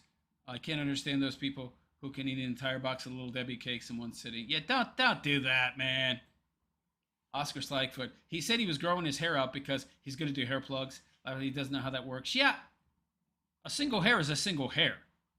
They transplant hair from one part of your head to another, but the hair doesn't have to be long. The length is, I don't know, man. Slim is in the house. What? Wait, words have meanings? Dre Dark Pyro. Hannah's a Christian. She's diametrically opposed to everything Charles stands for. It'd be interesting to see how they actually got along in the show. I don't know. Oscar Slagfoot. People are so interested because he's been lying about it for years, and everyone finally got sick of it. Yes. Dre says, ironically, Jared doesn't know what the meaning of dropship means. Yeah, he's stupid. He thinks he knows more than he does. Shane Cashman, speaking about Sticks and Jeremy, you really got to avoid people who talk about messing around with dark arts. They carry nasty. Yeah, I agree. Sticks is a LARPer and a total clown. Yes, Slim. Shane Cashman, he's a fool. Dre, Sticks is the best example of why staying away from owl demons and dark magic is a must. Shane Cashman, there's a great video that goes into detail about the theology behind all that. But that Madame Blavatsky broad, Theosophy or something, I don't know. Isn't Sticks just a straight up Satanist? Shane Cashman, it's called Skyrim understands paganism better than modern pagans. Okay. S1M Life. Jeremy has some sort of mental disorder. He has to build himself up, even if it means lying. Well, he's a pathological liar. He's a control freak, more than anything else, which is usually based in some kind of anxiety disorder. When you have that much anxiety, you feel an intense need to control everything in your environment, to minimize your fears. So it's usually based in some kind of anxiety, and hence you feel a need to control everything to minimize your anxiety. Okie Farmer, only thing Jer is building is his gunt. Shane Cashman, I know a guy like that who lies about spending 20 years in law enforcement. Slim says, I was shocked to see the condition Sticks was in. He's a shambles. He looks like the alcohol has taken its toll, and he stopped eating. Yeah. Philip, 1979. Hey, Philip, how you doing? I can't live without my coffee scrub. I don't even know what that is. What machine do you need? I don't understand how that works. What's a coffee scrub? I don't even know what that is. Sounds like a scam. Shane Cashman. I always thought Sticks was weird, but I stopped taking him seriously when he started talking about chaos magic. Yeah. Oscar Sykefoot. He picks the beans, he roasts the beans, he adds his special flavoring to the beans, he bags the beans, he carries the beans to your house. Absurd. He's not vertically integrated. It's the exact opposite. Slim. I have a full-scale coffee operation in my kitchen. Whole bag of coffee, cafeteria, and a kettle. I also serve it in a cup, sometimes with biscuits. Philip says 900 pounds in the mail would be tens of thousands of dollars to ship anyway. It's all bullshit. This is all made up, man. It's nonsense. He's telling lies to cover up for other lies he's told that he's not willing to admit. Slim says, as we often hear... Okay, I can't read that. Philip says, have a good night, Bachelor Philosopher. I got to get to bed. I left a like. Well, thank you. By the way, the show does stay up. I am leaving them up now so you can watch this tomorrow. It's getting too late for you. Shane Cashman, I'm confused. Is he trying to say he outsources his packaging? Yes. while claiming to be vertically integrated, which means he doesn't outsource it. So those are contradictory. Of course I use somebody to do fulfillment. I don't do my own fulfillment. Dre says, Styx looks absolutely emaciated. He has given up, and I wonder how this is going to end. He's a fugitive in 2 states, and he has no means to live. Well, he makes $1,000 a month from his Patreon and Subscribe Star. I wouldn't think that goes very far in New York, though. Dre, Dark Pyro. He's trying to say he's outsourcing everything while trying to say it's all in-house. Yeah, Shane Cashman, that doesn't make any sense. Correct, it does not. Dre, Dark Pyro. Jer is the administrator of a digital store online. Pretty much the definition of drop shipping. Correct. Slim says, it could be said he has no one to blame but himself, but it was a shock to see him like that. Oh, you're talking about Styx. Yeah. Dre says he's also being dishonest intentionally by saying that his vendors are his partners. He likes to conflate the two to try and confuse you. First, he says he has partners, as in other people that co-own his business, but he also uses the word partner to refer to people that he's working with, meaning he's paying to handle pretty much all aspects of his business, from production to fulfillment. It's meant to be confusing. He's trying to confuse you. Shane Cashman, wholesaler, supplier isn't his partner. He's the customer, and they're the supplier. What's he talking about? Right, what is he talking about? S1M Live. He likes to say $50,000, laugh out loud, $50,000 K-Cup machine, $50,000 fish tank. Yeah, he does like that round number, doesn't he? Yeah. Although I would be honest, I would believe that fish tank cost that. The guy is so bad with money. Slim says, I stopped listening to him when he went to Amsterdam. Oh, you're talking about Styx. Okay. Dre, Jared keeps changing terminologies because when caught in a lie, he turns into a compulsive liar to try and cover up the pathological lies. It's compulsive lying. It's gaslighting. Yeah. Shane Cashman, he's not referring to his partner as the supplier, though, is he? He's calling them all partners. They're all partners. So Java Tsava is a partner in his mind. It's not his drop shipper. That's a partner. The dude doesn't know what words mean. I know what that word means, but I don't think he does. Dre, that's about the time. Oh, okay, you're still talking about Styx. I'm not going to read your comments anymore.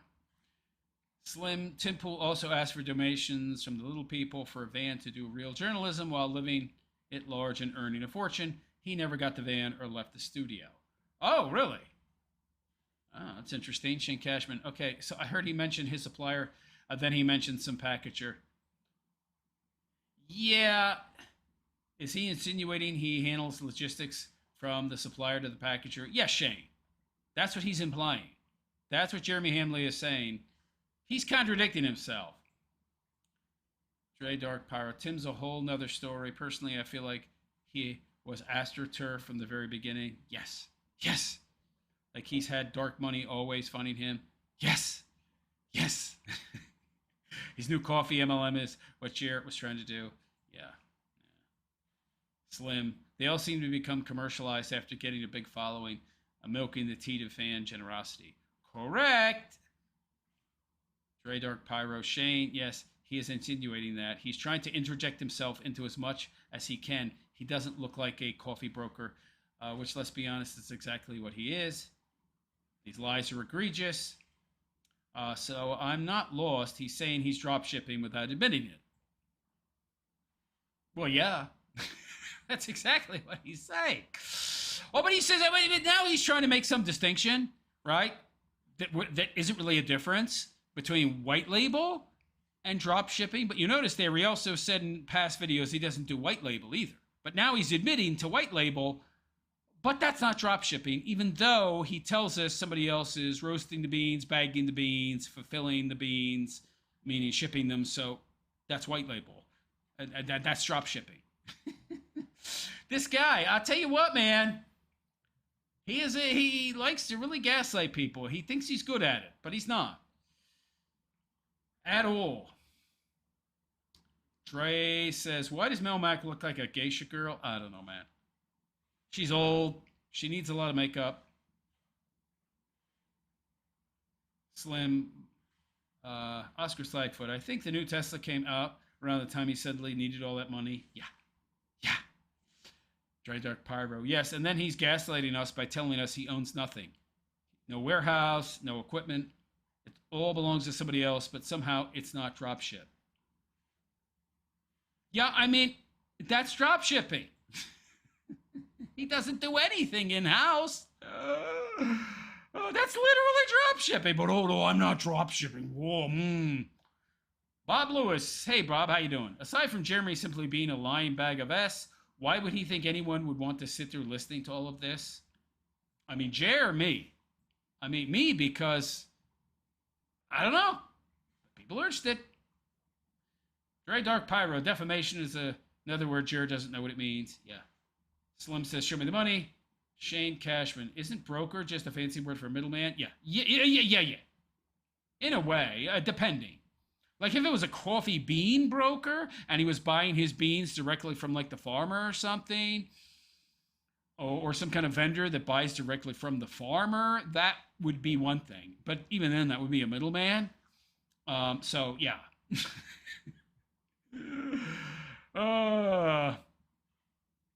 Dre Dark Pyro. He conflates partner with vendor and conflates that with co-owner with a bunch of other things, but he's doing it intentionally to keep the water muddy. Absolutely, Dre, you are 100% correct. He's playing fast and loose with words to try and confuse you and muddy the waters. Correct. Dre Dark Pyro. Yes, broker is a professional fancy term for middleman. Chair is a broker for coffee roasters and an administrator for his digital company coffee brand coffee. That's a terrible name. He keeps saying, well, you know, my coffee brand's not political. If it was political, I would have chosen something like Liberal Tears Coffee, which, by the way, would be a much better name. That's the name he should have used. He seems to know it. Yeah. Dre Dark Pyro, another gotcha. With simply, that was okay. Shane Cashman. Anybody can be an administrator for digital whatever. All you need is a computer and a notepad. Well, you also have to have the money to get the initial order for product fulfilled. So there's that. Oscar Slagfoot. Looks like he's going to get another couple strikes on his channel for using other people's shorts. He could get his channel erased. Oh, man. Oh, come on, man. Bring it on. I can't wait. Yeah, that would be awesome. That would be absolutely awesome because this guy steals content like you wouldn't believe.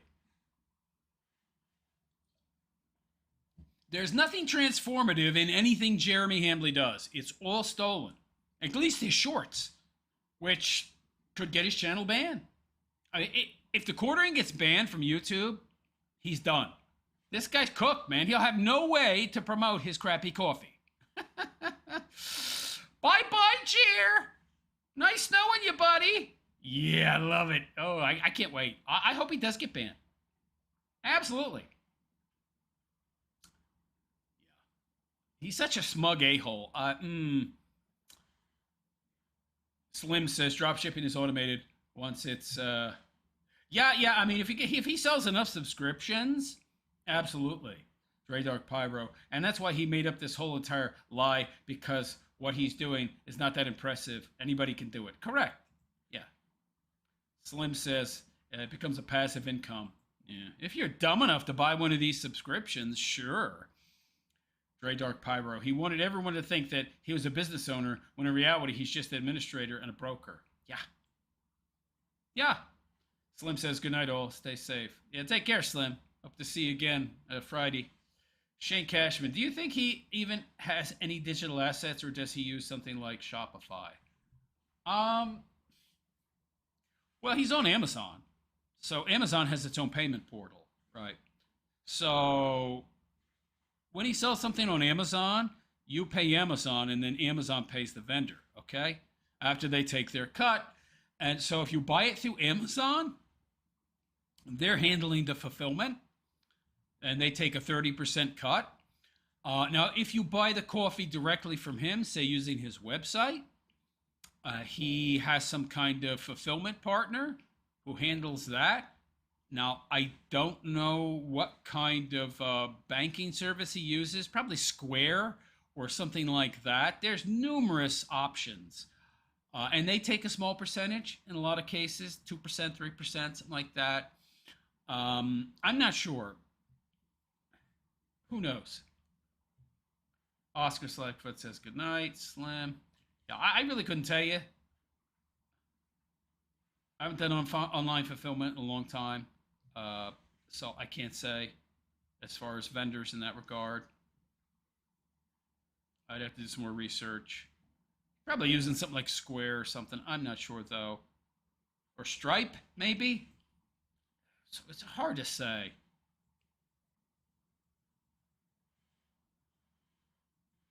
Dre Dark Pyro says, I think he bought his website. Isn't his website down? But isn't Jeremy Hambley's website like, or is that the Quartering website and not his coffee website?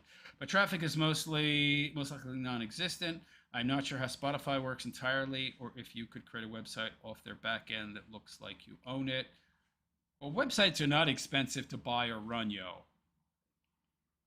So yeah. Shane Cashman, technically, if you run a YouTube channel, you're the administrator for the YouTube channel. Fancy filler words, yeah. Kaz, hey Kaz, 3418, how you doing? And he acts shocked that we thought he roasted in his garage when he told us he did. Well, so he says he had his own coffee warehouse, right? Remember, I showed you where he showed a picture, right? Saying, look, we have this. He had this big empty building he showed a picture of for about 3 seconds, saying that's his new coffee warehouse. Yeah. Dre Dark Pyro, maybe broker was too good for him. Jerry's a rep.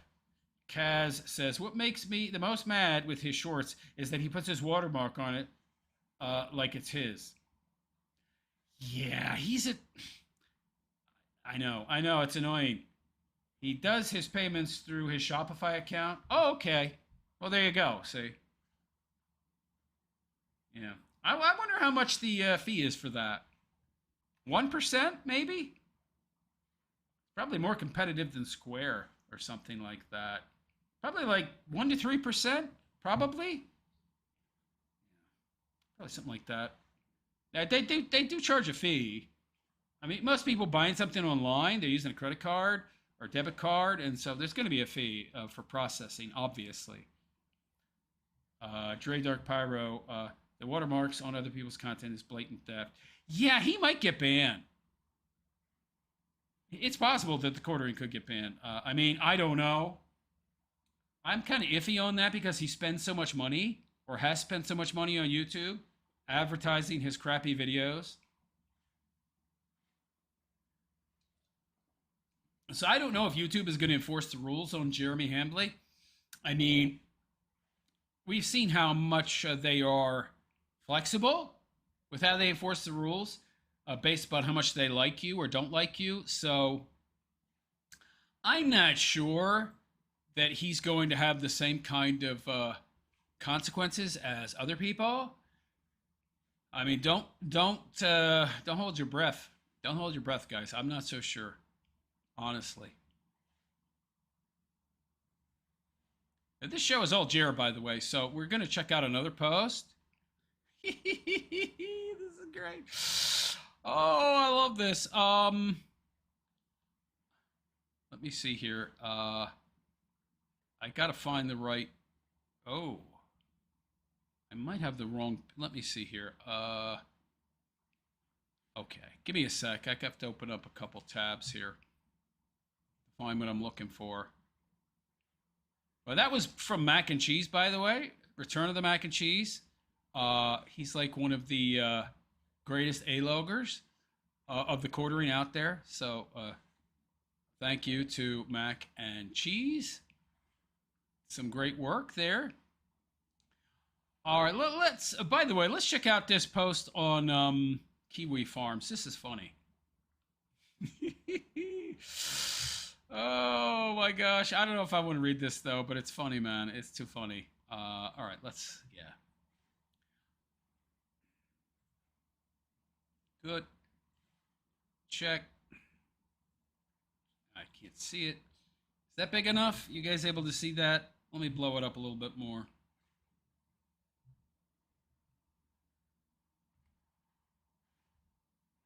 Yeah, that's enough. That'll do.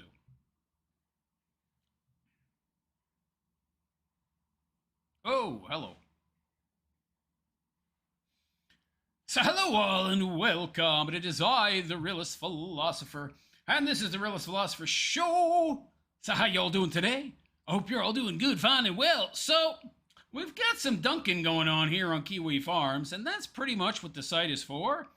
That's what it's famous for anyway, dunking on people. And this post is from Return of the Mac and Cheese. He is the preeminent A-logger of quartering content and Jeremy Hambley in general on Kiwi Farms. I'm not a big fan of Kiwi Farms, by the way. I think this site does a lot more harm than it does good. But there's some decent people on there, and Return of the Mac and Cheese is one of them. So we want to thank him. Now, we have this funny thread here, dunking the hell out of Jer, so I wanted to take a look at it.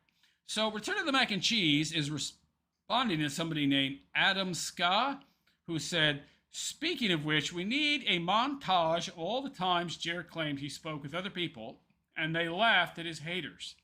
Mainly because I want to see if we can get him to stop using that like we did Weekends and Oranges. So Return of the Mac and Cheese replies by saying, this current meltdown is a mirror image of the Reddit seed when they exposed his coffee lies. Redditors emailed Mill Creek and the owner laughed. Mill Creek, so that's the woke coffee company that Jeremy Hambley claims stopped making his coffee because they're woke and they didn't like his politics.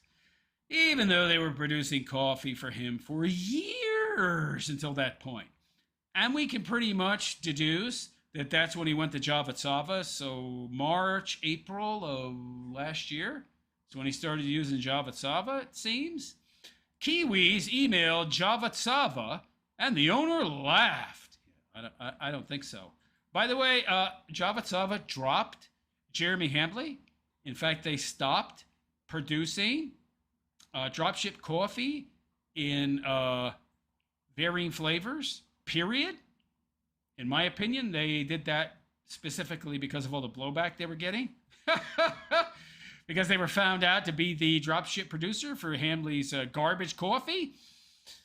Redditors reported him to the government, and he explained loser-hating internet trolls to them, and then they laughed. Then agreed to send DEA special agents to shut down the Reddit trolls, but also he scrambles to add the mandatory free entry method to make his coffee cash giveaway look like it's complying with the law. Cash giveaway. Right. Wasn't there a video a while back of one of his so-called coffee people putting 20s, 50s, and 100s into coffee orders? Is that even legal? Anyhow, this person, LM, reports into the FDA, and he's laughing about how stupid the trolls are, and it's just a minor inconvenience. But also has to rush and put stickers on his bags to appear like he is FDA compliant. By the way, is he's still not FDA compliant, right? I mean, when you have flavored coffee, don't you not only have to put the ingredients on the packaging, but also the location that it's made, where it's produced? I mean, we know that he doesn't put the production facility address on the bag, so it's still not FDA compliant. I don't know how he continues to get away with this stuff. I mean, I guess it's just the government is really lazy, as most government officials and agencies are. They're peopled with lazy people. So I guess that's the explanation. Anyway, they're crying about how there's nothing to see here, and it's not hurting him at all. Also, you better stop or he'll sue you. Yeah, this is great. He's so voting. On one hand, he's claiming he's going to sue people, right? Boy, you're all defaming me. Eventually, it's going to be worth it for me to sue you, while at the same time saying I'm making more money than ever. Well, I don't see the damages, pal. Not that it would matter, because truth is 100% defense to defamation. Not defamation, it's true. It doesn't matter if you're suffering losses in your business. Is that because people are telling the truth about your business? Or because they're lying? Oh, they're telling the truth? Oh, sorry. Case dismissed. This is the exact same S from 4 years ago, except this time the trolls will follow him to hell. Yeah. Exactly what he deserves, in my opinion. I'm just surprised Jared didn't say the FDA laughed. Oh, he did. He said the FDA laughed. The FDA people came to my house and they laughed at the trolls and told him they would send the CA SWAT team after LM. Yeah. From a Delusion, also a very long-time poster in the Jer thread, Jeremy really made the wrong move when he went into marketing and sales as a profession. Wasn't he originally like studying coding or something like that, but he was horrible with computers, as we see? He also has no charisma and nobody likes him. Yeah, I would agree with that assessment. People don't seem to like this guy too much. Even his own wives don't seem to be all that wild about him. Everyone knows marketing people suck A and are full of S, but they're supposed to be good with people, letting them skate by despite not really creating anything or having any productive skills. Yeah, I would have to agree. Jeremy isn't good with people. In fact, he repulses them. This is great. I love it. He needed to go into some other career. I mean, he's done pretty good. There's some aspect of marketing that he's good at, or maybe it's very specific to how the YouTube algorithm / SEO works, and that's where his skills lie. In general speak, no, he's not great at marketing, generally speaking, but he's very good at marketing on YouTube, basically. He's the kind of person that needed to master a real technical skill so that others would have no choice but to keep him around, even though he's so annoying and lame. Yeah. He went down the totally wrong path in life for his character. I don't know. I mean, he's done pretty well the past 15 years, so I'm not so sure that's a correct assessment. In the better timeline, he's a plumber or something. This guy, he's too lazy, man. That's hard work. That's real graft. He couldn't do that. We've seen he has many passions relating to that field. What, plumbing? Maybe clogging it up after he takes a big giant dump. Oh, that's about the only involvement he has with plumbing, yo. I'm talking about how he's fat and obsessed with, well, you know. Okay. And Return of the Mac and Cheese replies, Jer has always been an S marketer and a worse employee. Yeah, the stories he's told about his old job, he's either the whiz kid headed straight for the C-level executive role, or the bumbling middle management HR nightmare. I love it. I mean, Mac and Cheese has his number, man. He has his number. We can all suss out which of those are closer to reality. I really need to dig into my notes one day and clip that stuff. I have a bunch of rainy day Jer material if he gets too boring, but he never stops self-destructing long enough to dig into it, and some of it touches on that. To your point, though, he ended up in marketing because he failed out of a STEM degree. Ah! Well, I'm in STEM, but I didn't fail out of it, unlike this goofball. So that path was never open to him, and that door's closed now since he pickled his brain and failed to develop any skills over the past 20 years. He has the personality of a computer programmer, but at his IQ level, internet marketing was the best he could hope for. That's the important distinction you are missing. He has a master's degree in internet marketing. Right. Correct. You are never supposed to actually put him in front of clients. Just stick him in a box and let him run your boomer scam call center or build the SEO website for a used car dealership. Correct. He doesn't have the physical ability required to do any trades. He can barely sit on a toilet under his own power, much less get behind one to shut off the flow when you're a plumber. They don't let you take the turds home with you, so he'd just get fired the first time that happened. That's hilarious. Oh, I love it. Wow. Boy, this mac and cheese, I'll tell you what. No sense dwelling on what could have been. At this point, he's only fit to be a lolcow.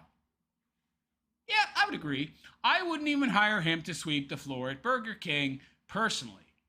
I mean, could he sweep the floor at Burger King? I mean, with his bum knee and 450 pounds?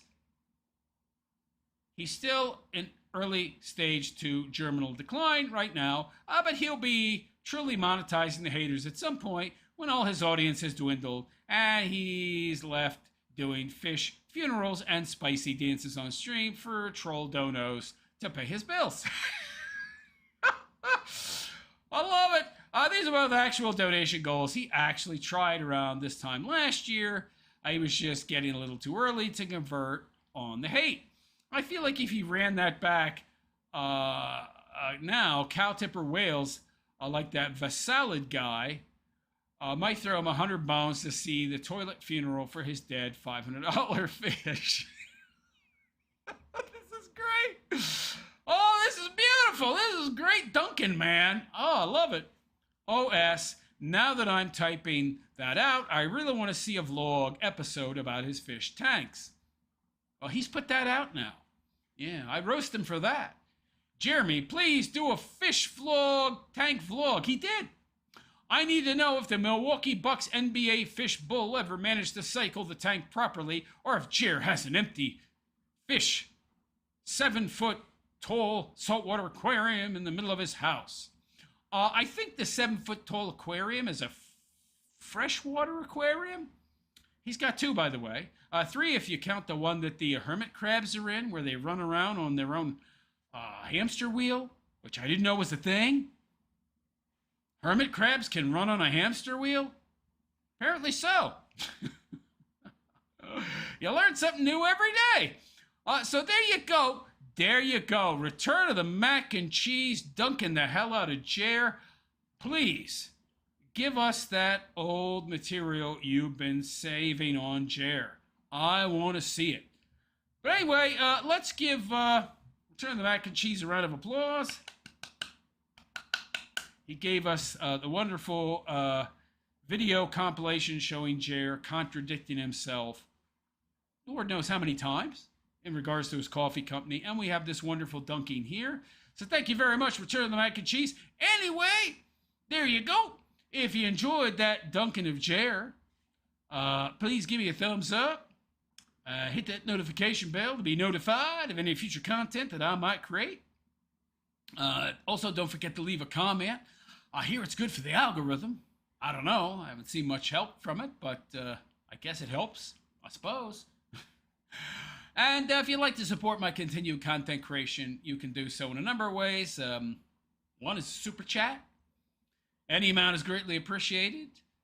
You can also follow me by joining as a monthly supporting member by hitting that join button below the video. You can also join my Patreon. And I also have a GoFundMe campaign going on right now. If you want to know what that's about, well, there's a whole description there. If you click on the link, all those links are in the description. Anyhow, on that note, I'm out of here.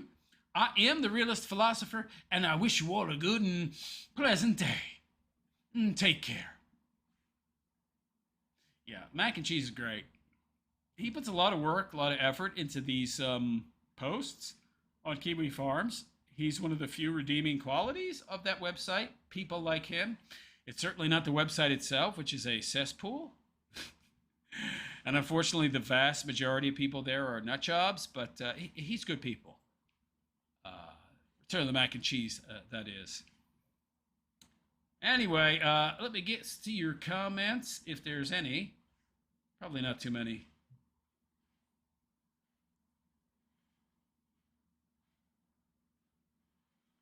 Oscar Slagfoot. As we've seen before, some YouTubers get treated with kid gloves. Yes.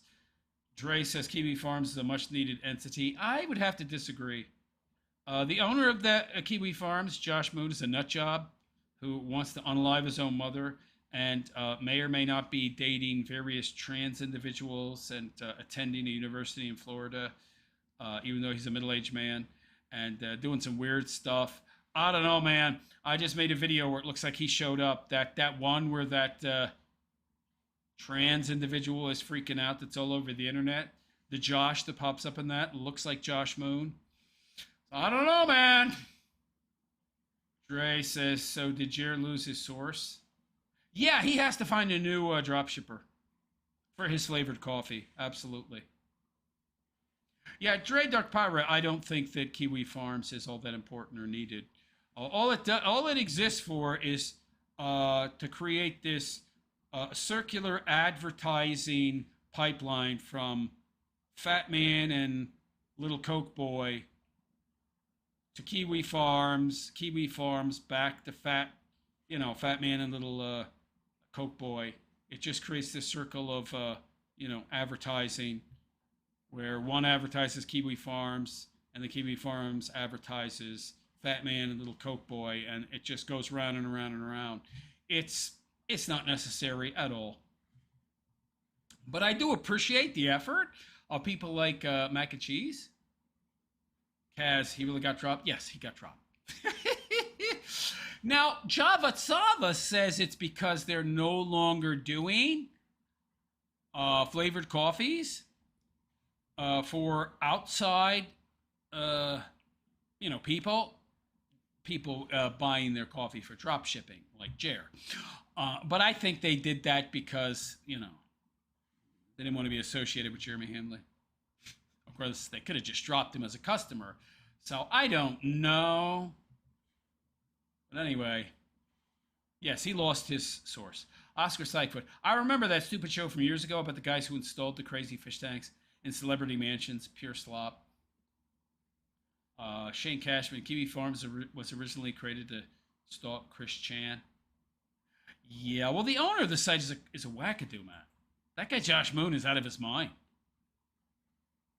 Kaz says, I think it's because they are Mennonites and someone had said they were going to contact that Java place and tell them about the Ren Fair stuff. And Dre Dark Pyro. I didn't say I like the owner. I like the premise of Kiwi Farms. PPP is forced to watch cartoons with him for their show. I actually never go there, but many people I watch sources. I mean, it's a good source for material. I won't deny that. So, yeah, they got a lot of good unemployed. They have a lot of people there who are unpaid labor, which is great. Oh, sure. I like that. But I don't use them very much anymore. I get most of my content from, like, Twitter and such. So I don't go there very often. I probably should more because I need to branch out and cover other lolcows. So, yeah. But it's really difficult to find content there because there's just so many pages to these threads. Yeah. I won't deny, Dre, that it can be a useful resource. It's just very difficult to find information because these threads, some of them are like thousands of pages, Matt. So it can be real hard to find what you're looking for. Really hard.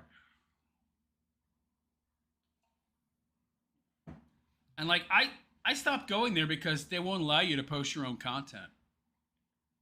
The only people that are allowed to post there is like Fat Man and Little Coke Boy. Nobody else really is allowed to post there.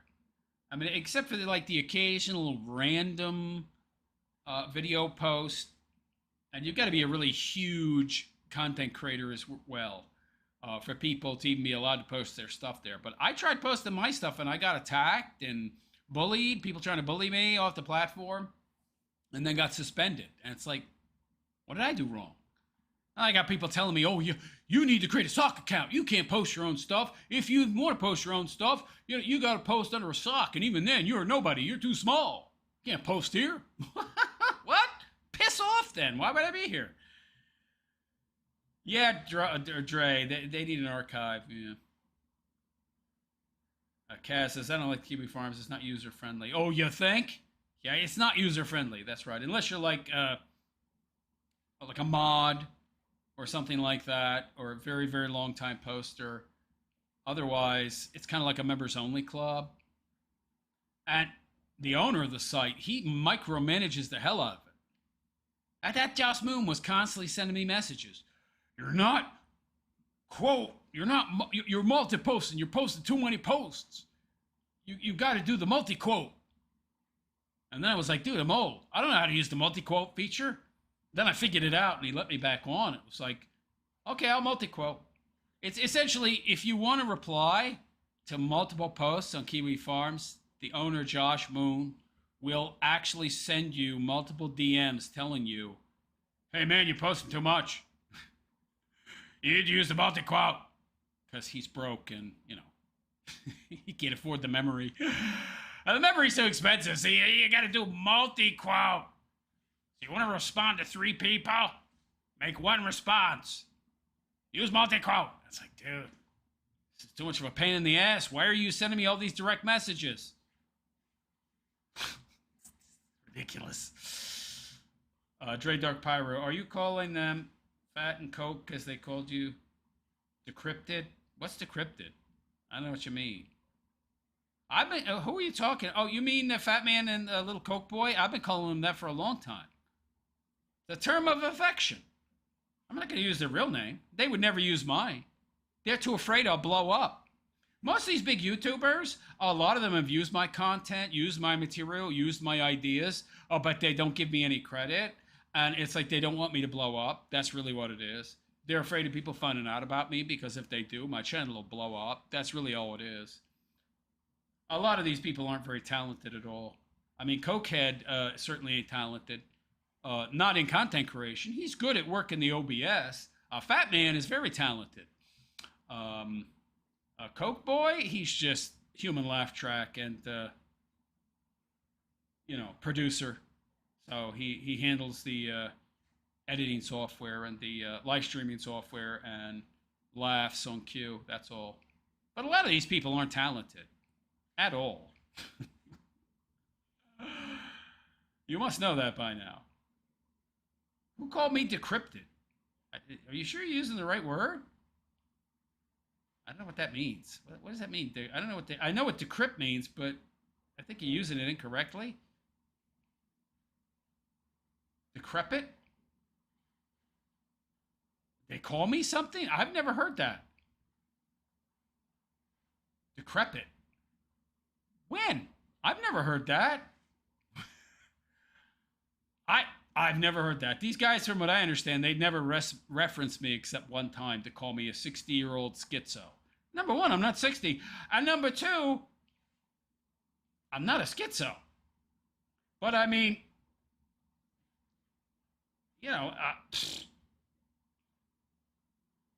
Opium Melendez. Yeah, somebody told me they called me like a 60-year-old schizo because of that conversation with Barry, that DM. I mean, you call me whatever you want. I don't care. But I mean, they wouldn't reference me directly. They'll not use my name or my channel name. They've never done that, I'm certain. None of these people have. When did they call me decrepit? When was that? I'm not decrepit, by the way. I'm in better shape than either of them. I'm much older. And I've had septic shock, a heart attack, a stroke. But what is this decrepit stuff? Okay, whatever. I'd love to know when that is. Check it out. I'm decrepit? Okay.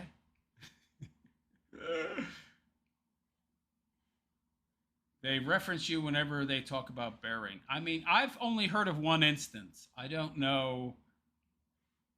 I mean, you can send me a link to my email. I don't know anything about that. I don't follow them, really.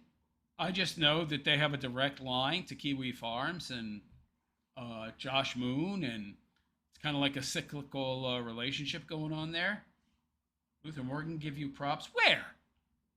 When did Luther Morgan ever give me props? He's never mentioned me that I know of.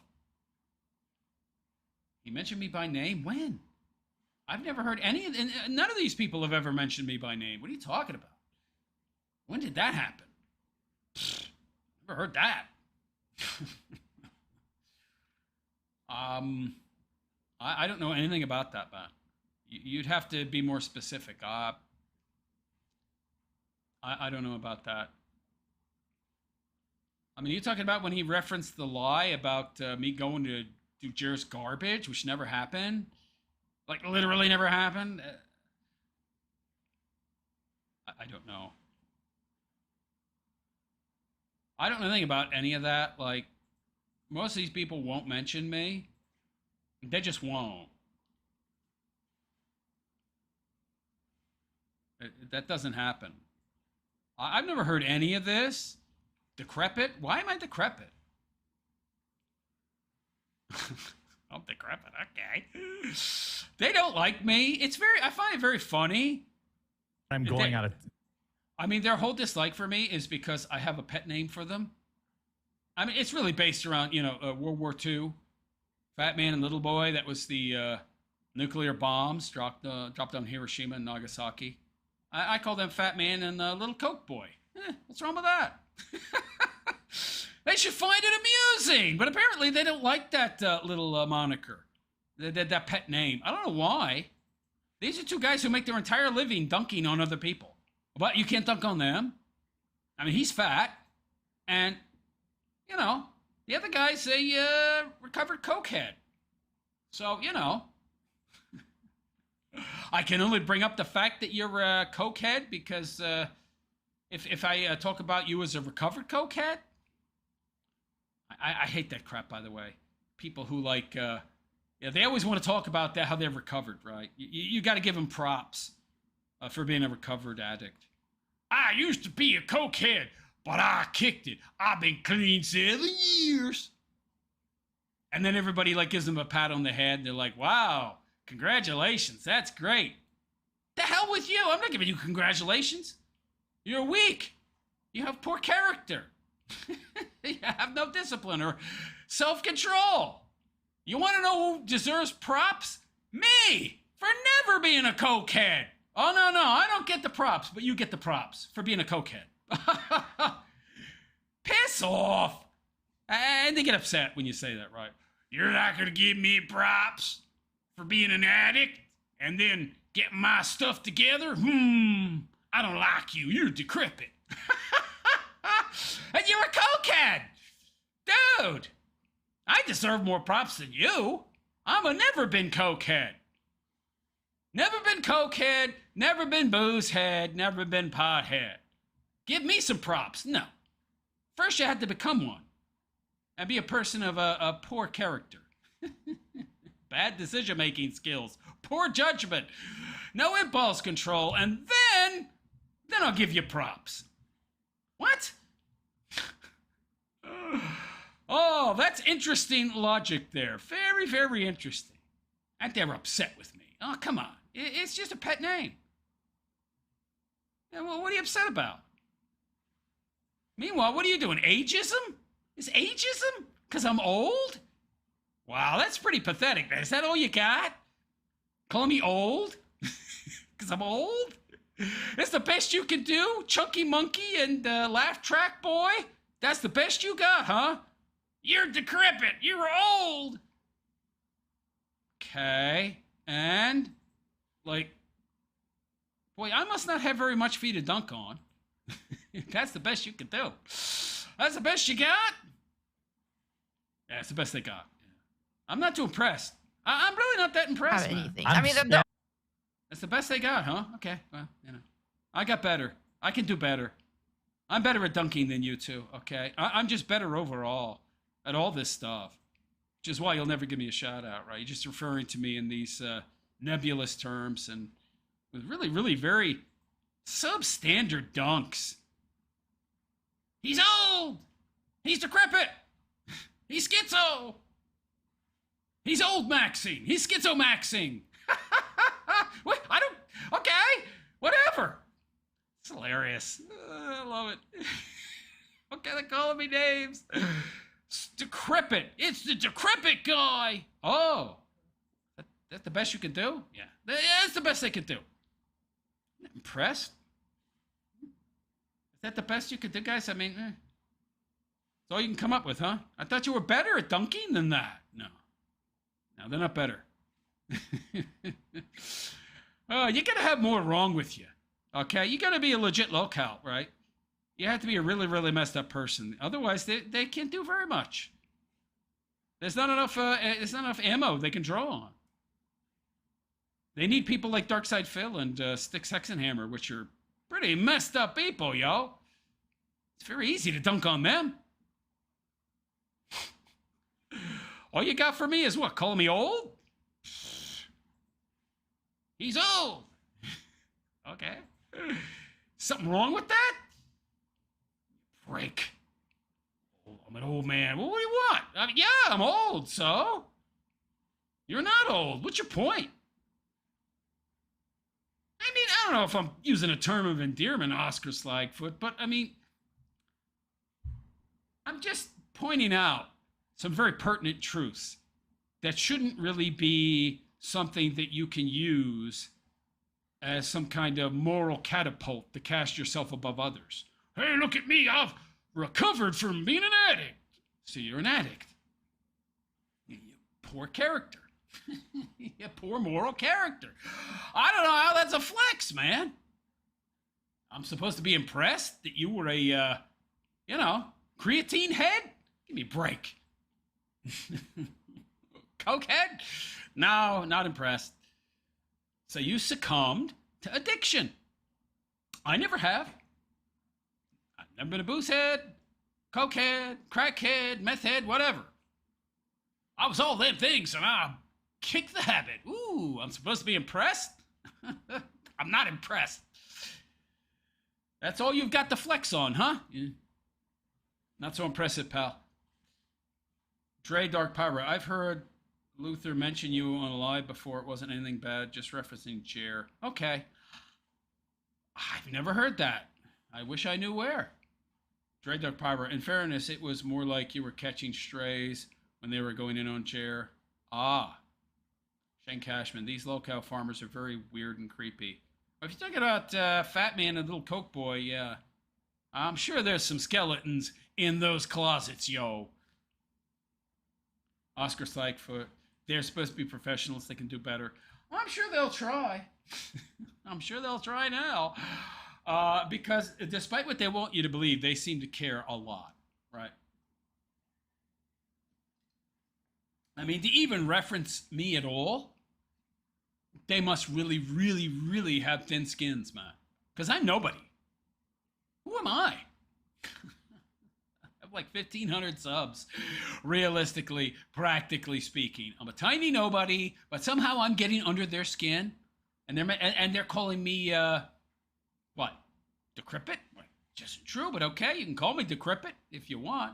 A decrepit and old schizo. I mean, okay, it's the best you could do.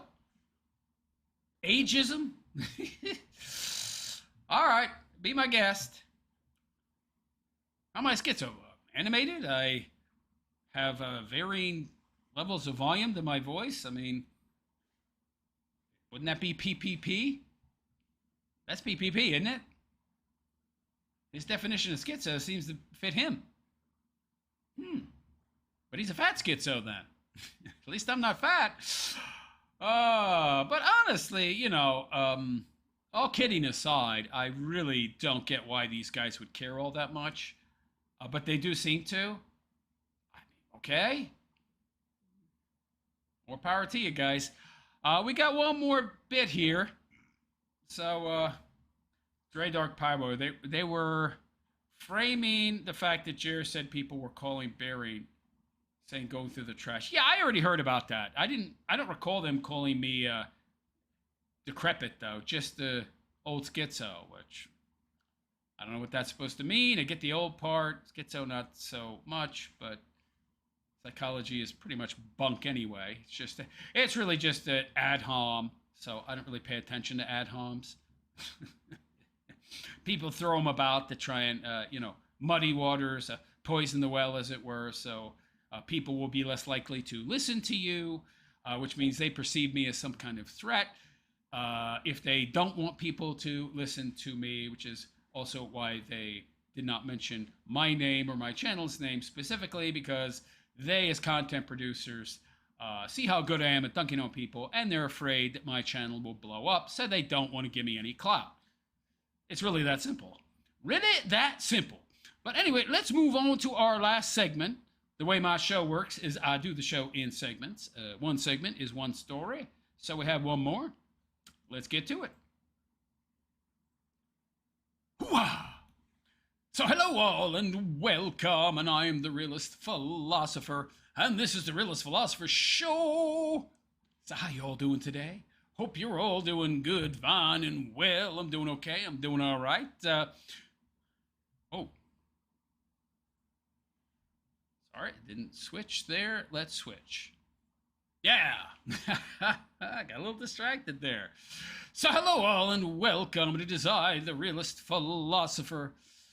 So how you all doing today? I hope you're all doing good, fine, and well. So we have Jeremy Hamler here in another edition of the Duncanine. So the Duncanine is when I address numerous small clips as a collective together at one time. So we get a lot of variety in regards to dunking on someone. And so it's pretty fun.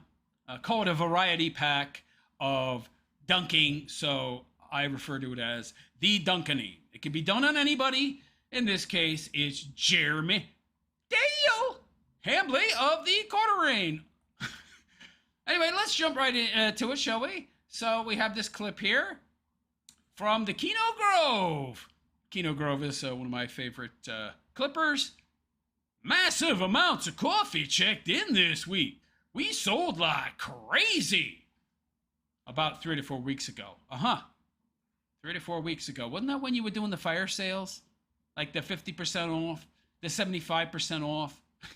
The Quartering contradicts himself from his blog, saying he had provable damages against YouTubers calling him out for his drop ship crap.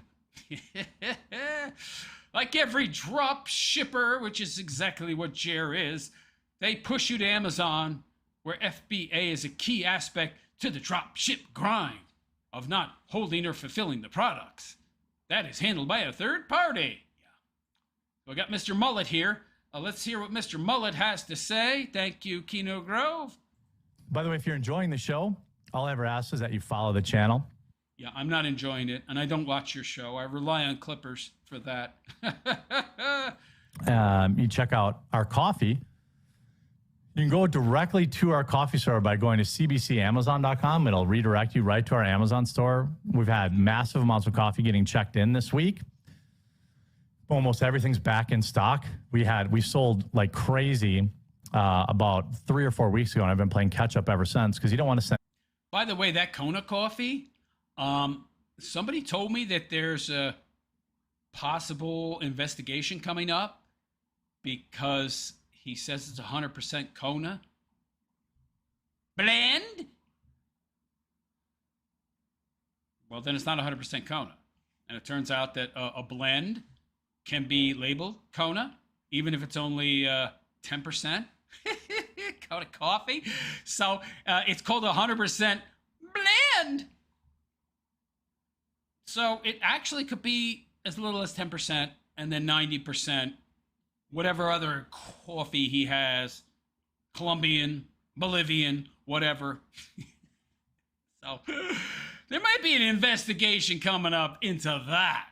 Because, $50 for 12 ounces. And too much. You don't want to send too little. But everything's there now. Whole bean, ground, and K-Cup, all in stock. Mm-hmm. It supports the show. And yeah, we don't want to support the show. Don't support his show. Show might be gone soon anyway, at least on YouTube. Dude is being hit with multiple copyright claims for stealing people's content in regards to his shorts. it's also delicious coffee. That's subjective, by the way. Yeah, sniff away their Adderall nose. Yeah, that's it. Get a haircut, pal. Next. So here we have the Keno Grove again. Love you, Keno Grove. Should probably bring a pee bottle. The Quartering continues to overshare. I thought this was just for his blog. I thought the vlog was for the oversharing. Now, no. He overshares everywhere. He has fallen asleep with nicotine pouches in his mouth, in his bed.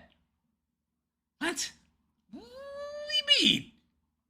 Could you die that way? What do you mean he's fallen asleep with nicotine pouches in his mouth? What? I've woken up with them in my hair? What? Okay, we gotta listen to this, man. This just sounds cringy as F. You know, I'm going out of town. I have a surgery consult and stuff for my knee, and then I have a trip to do.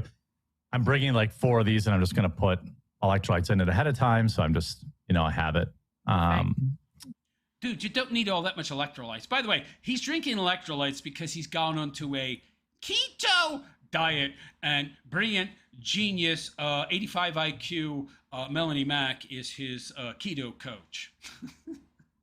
God. This couldn't possibly go wrong. Even though he's not weaning himself off of carbs at all, he's just gone completely 100% carb-free, cold turkey in regards to carbohydrates. I'm sure that's going to work out real well, even though he hasn't given up the booze. 2-hour drive. Should probably bring a pee bottle. I don't know, but we'll see. But that said, nicotine is because he's drinking a lot. Even though what you really need to do is increase your sodium intake, not your liquid intake, pal. Upper, yeah. And a hunger suppressant. Yeah. Hunger suppressant? Why would you need a hunger suppressant? Dude, if you're actually on a keto diet, if you're actually on a carnivore diet, 75, 80% fat diet, you don't need to suppress your hunger. You'll be so well satiated, you'll naturally eat less by the fact that you're eating so much fat. It's so good at satiating you. Why would you need a hunger suppressant, man? Oh, yeah, he's going to do real well on this keto diet, yo. It's a weird habit to start at 43. I quit smoking, and then I started it for the upper effect of it, not because I miss smoking. Yeah, I did the nicotine gum for about 3 months, but that's just because I had brain damage from a stroke that was caused by a septic shock incident 2 years ago, and I was in a coma for a month, and so it led to a lot of blood clots. One of them that a year after the fact broke free and caused a stroke, and had a heart attack at the time of the incident. And so, brain damage, I started using the nicotine gum as a way to focus during these shows, but I just quit using it. I've been off it about a week now. No problem, because unlike the quartering, I don't have an addictive personality. Right. But up your fat intake. No, I'm eating a gigantic ribeye every night. Not enough. That's mostly protein. You want to up your fat intake, you should eat the ground beef that I do, buddy. I believe it's a 73% fat. My diet is 80% fat, 20% protein, 0% carbs. I think there's plenty of fat in that. Yeah, No, there's not plenty of fat in that, pal. Yeah, you don't have to force it. If you're feeling super low energy, then having some more fats will help. But super low energy. Oh, she's so technical in her speech. Yeah, you got the perfect keto coach here, buddy. Well, that's why I got the bacon too. You're good. Yeah, the bacon and the ribeyes. I think you're good. Yeah. No eggs. What about eggs? What about salmon? What about fish? What about sausages and cheeses? No. Dude, I think you're limiting your food choices a little too much, pal. Oh, but you'll be able to stay on this diet for sure. Yeah. I see him lasted 2 weeks on this diet, yo. Max. And he's not even going to be booze free, so it doesn't matter. He's not actually on a keto diet because booze is almost entirely sugar. It's all pure carbs. So, he's not on any keto diet. Oh, your brain gets used to it. I fall asleep with a nicotine pouch, and I have done that as well, too. Wow. I have done that as well. I've woken up with them in my hair. What? Wouldn't you be at risk of getting caught in your airway and then you die? Your wife's having to give you the Heimlich in the middle of the night. Of course, his wife wouldn't even be able to get her arms halfway around him, so he would just die. I guess he could bend himself over a chair and give himself a Heimlich, but oh my God, you're falling asleep with nicotine pouches in your mouth? You disgusting slob? Oh, that's funny. Yeah. But No, that's not funny. That's disgusting, sweetheart. Of course, you're paid to laugh, so, you know. let's talk about, I have this story. We got a couple of kind of, He's falling asleep with the nicotine pouches in his mouth. Oh, my God. Moving on. From the Keto Grow, I'm on day 3 of keto. Quartering gives a workout and studio update. Oh, jeez. Workout update from a 450-pound man? He's in his chatification arc.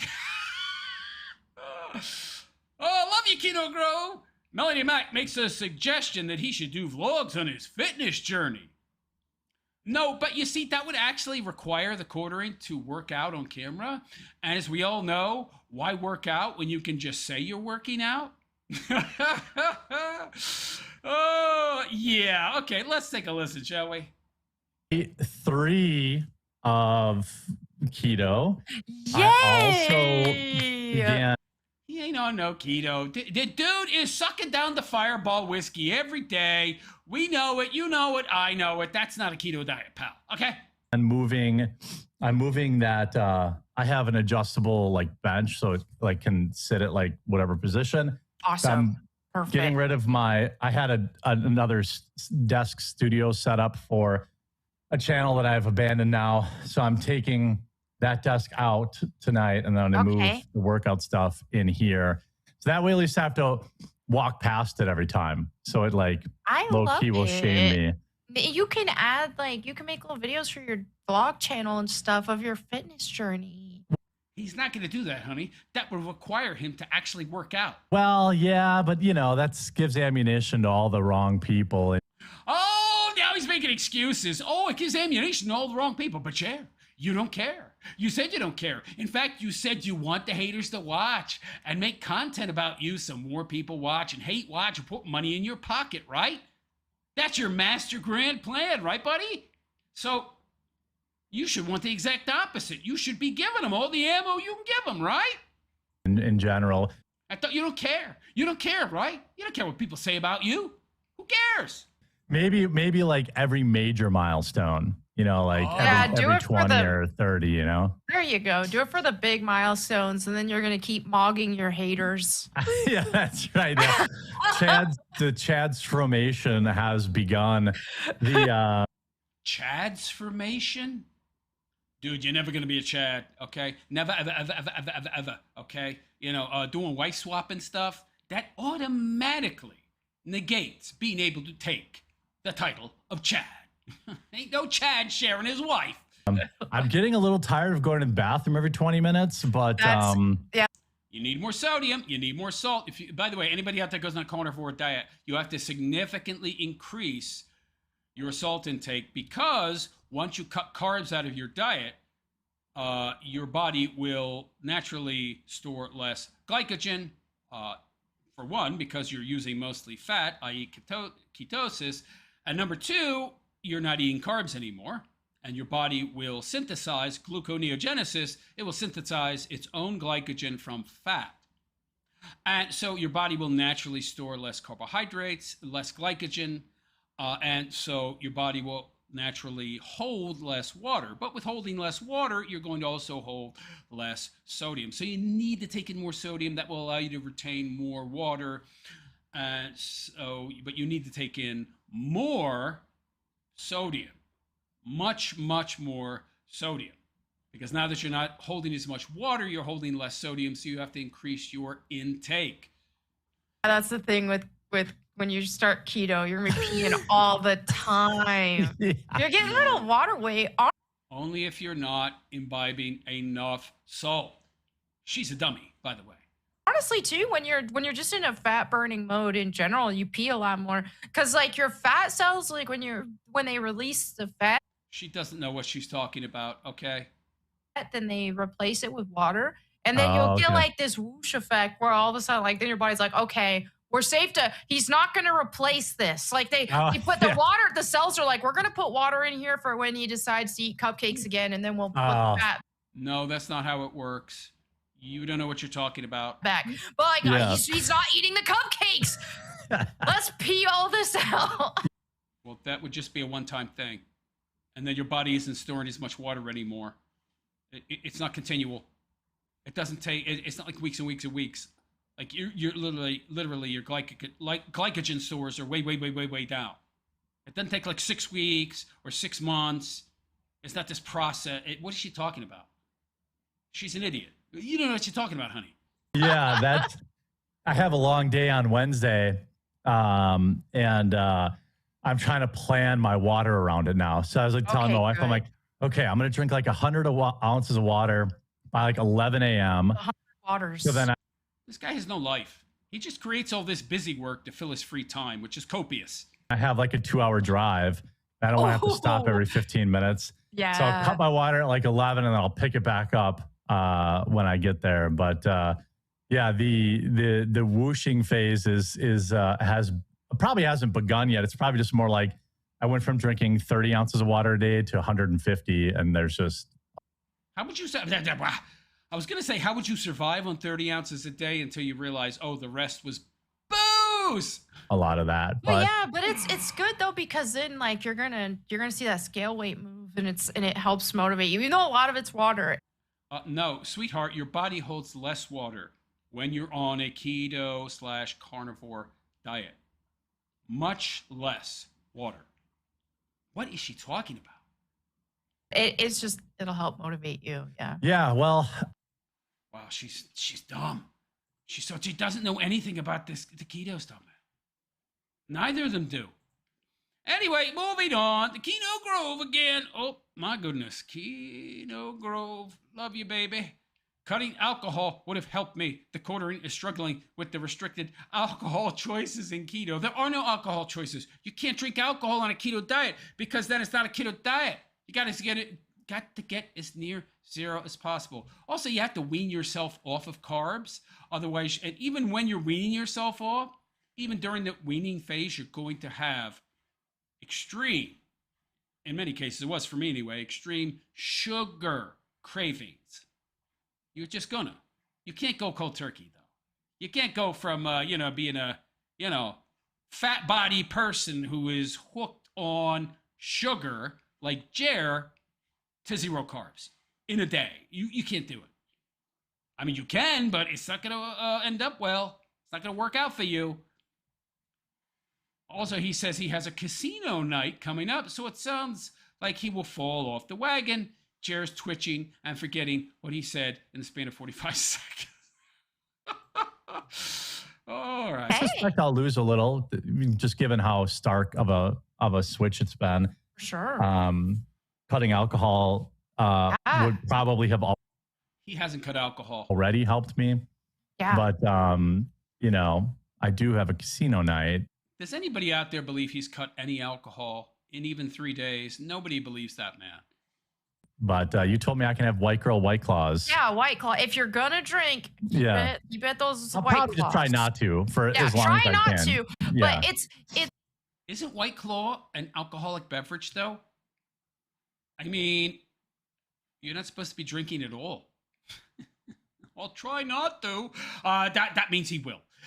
He's going to drink. He's going to get sloshed, okay? And then diet over. It's better that if you do, because if you find yourself where it's just like, okay, and you're just white knuckle willpowering it. By the way, she's not on the keto diet anymore either. Last person you should be listening to, Jer, is this broad about anything.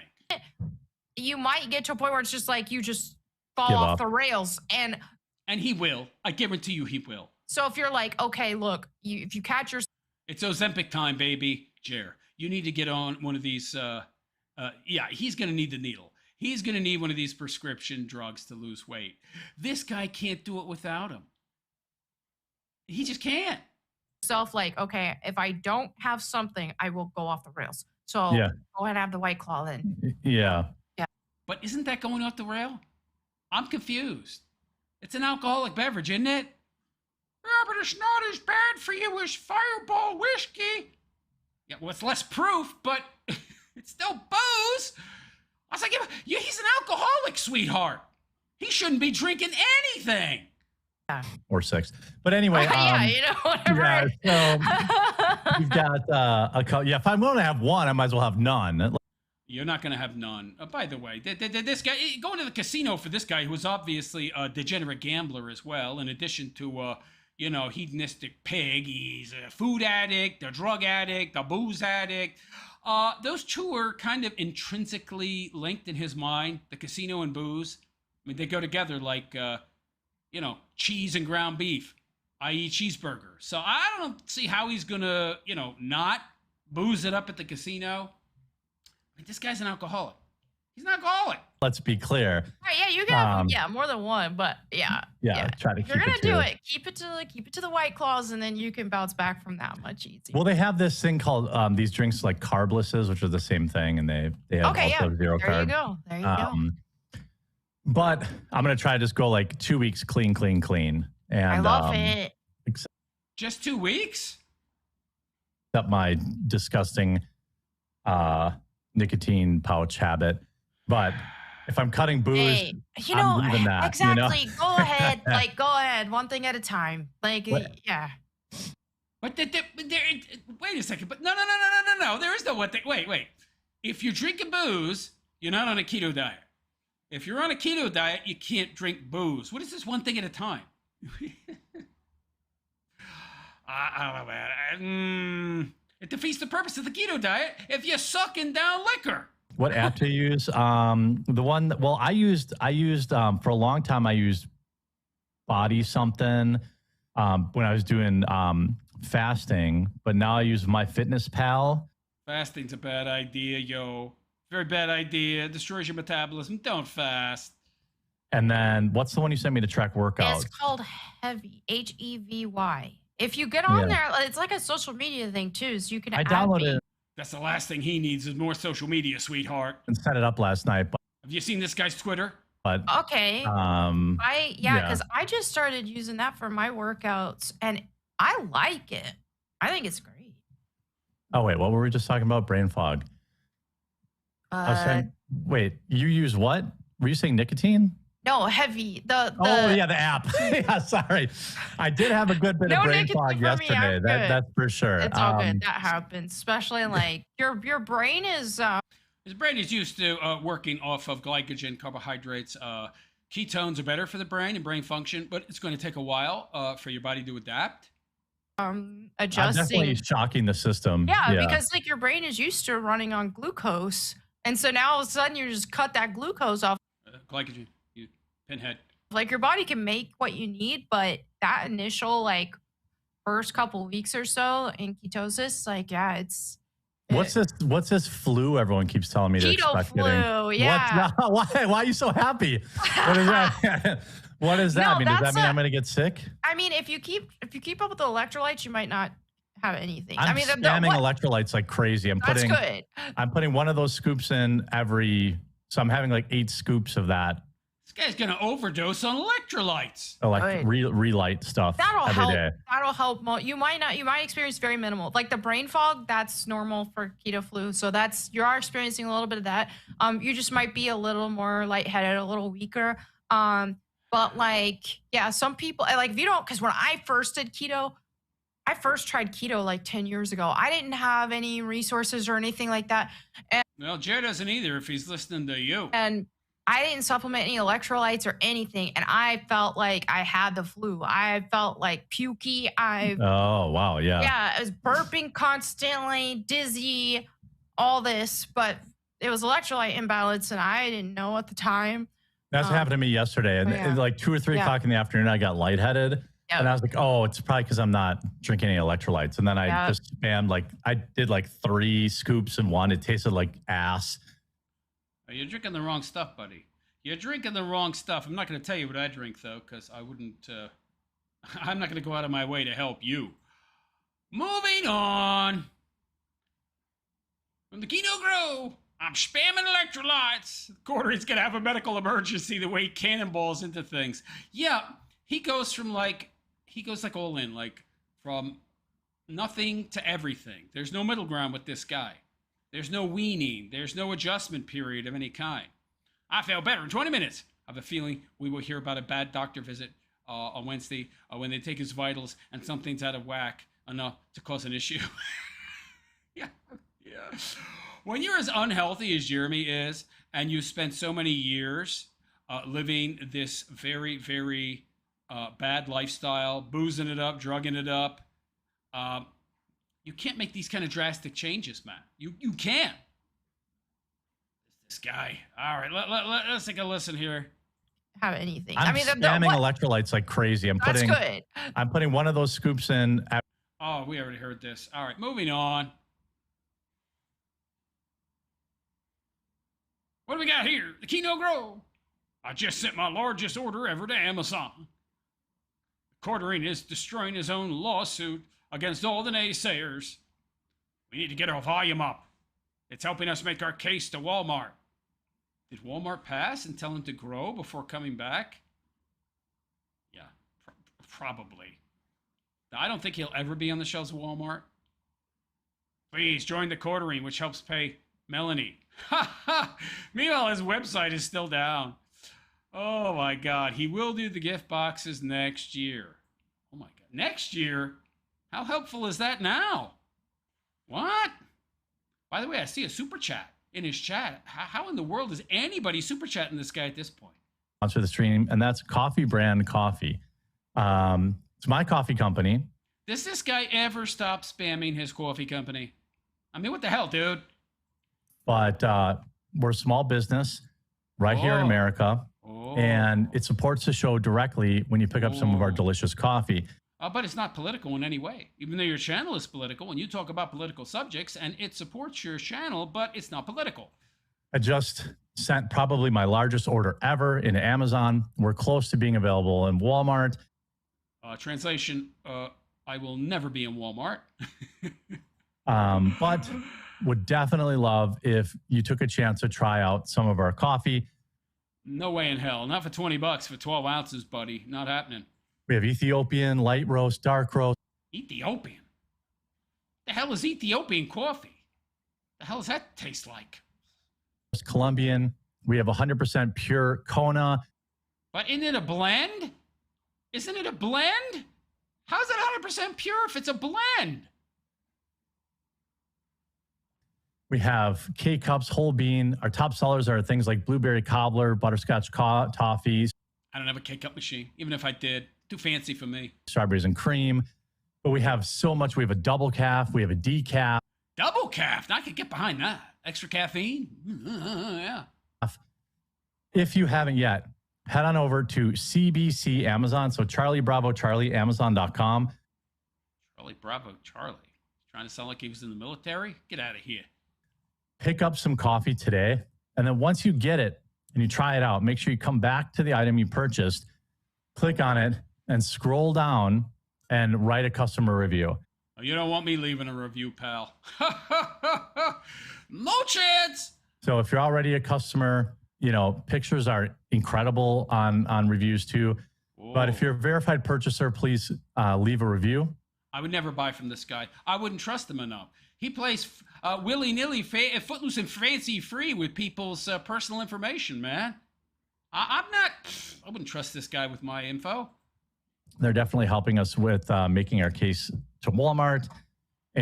Wait, didn't you say you were already going to be in Walmart? What do you mean making your case to Walmart? What are you talking about? He may make it onto their website because it's very similar to Amazon, which is where he already is. And the bar might actually be lower for the Walmart website, but you're never going to be on the shelves, dude. You're never going to be in any of their physical stores. Never, ever, ever, ever, ever, ever, ever, okay? They're not tossing Folgers aside for you. And yeah, so people that hate Amazon can go to Walmart, and also hopefully we'll be in World Market soon. And hopefully that means no, you will not be in World Market ever.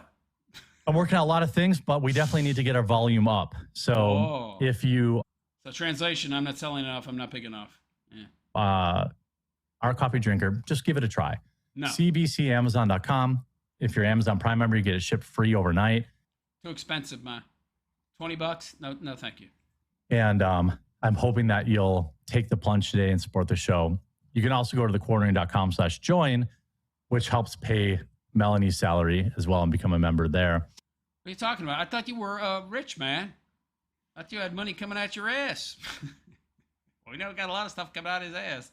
Not money, though. But, pal, you need people to pay her salary? Okay. I guess you're not as wealthy as you want us to believe.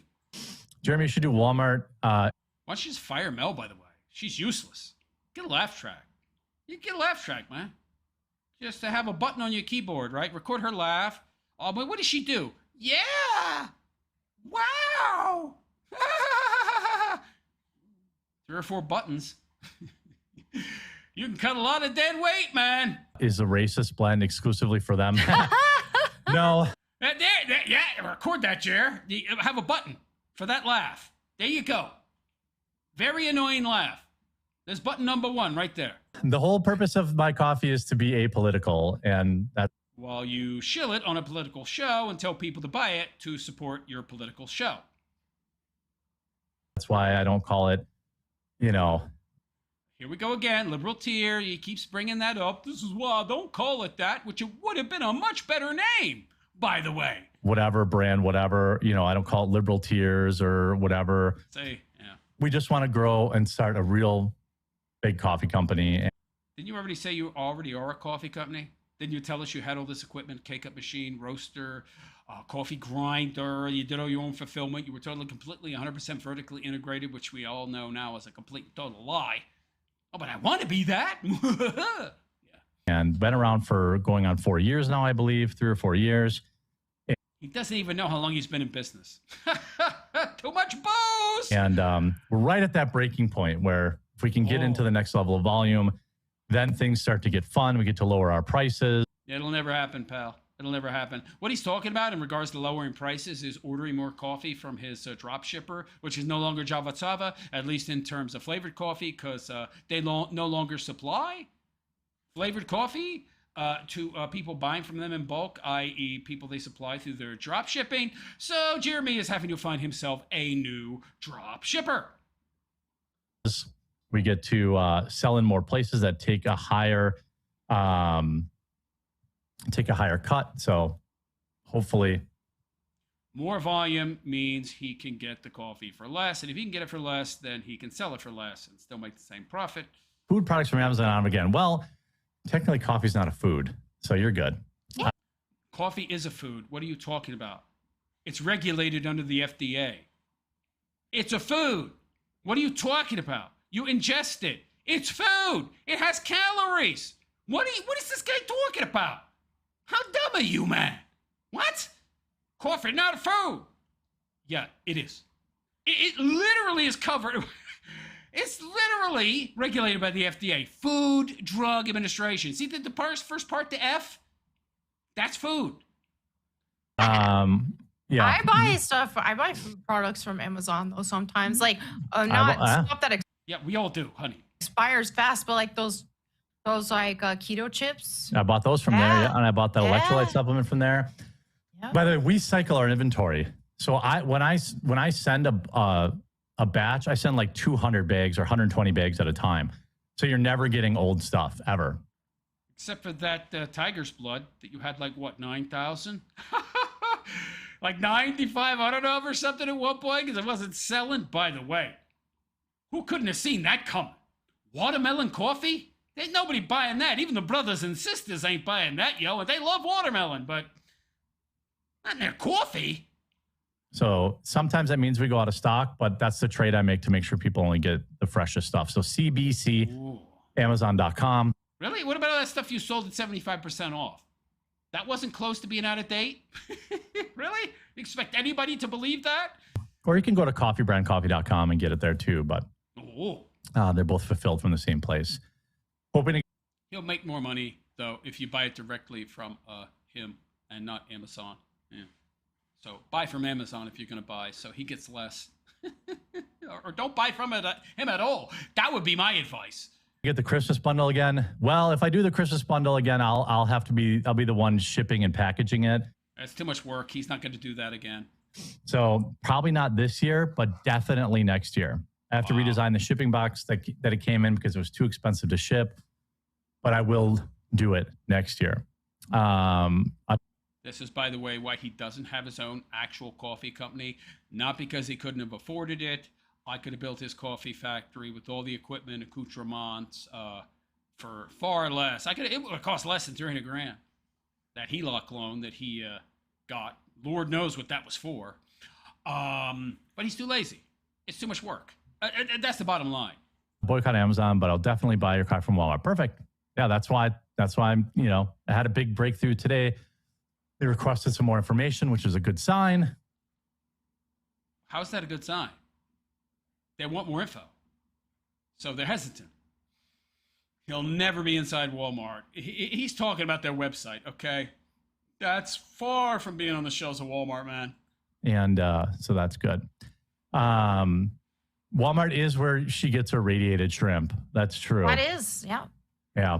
It's the number one source. Where else would you go? It is, exactly. Yeah. If you're going to get irradiated shrimp, you go with the best. Yeah. And that's just, that's Walmart. This is Jer's idea of humor. Yeah, you're so funny, pal. Now, here in another segment from our live show, live exclusively on Rumble. Why is that, by the way? Did he get a new Rumble deal? I have this speculation, just speculating, that he got a new Rumble deal, because otherwise, why would he only be streaming on Rumble unless he got some kind of deal? Otherwise, I don't know where this guy's getting his money, because he's not making any money on YouTube. He's at like 2.5 million views, and I mean around 2.5 million for July, when the month is over, which is 2-3 grand. So I don't know where he's getting his money to pay her and do all this fulfillment and pay for all this stuff and pay his $10,000 a month mortgage. So unless he got a new Rumble deal, or somebody told me maybe he got some kind of trust from his dad when he croaked, I don't know. But there's got to be some kind of income source, revenue coming in that we don't know about. But anyway, there you go. So Jer thinks he's going to be in Walmart, which means he will never be in Walmart.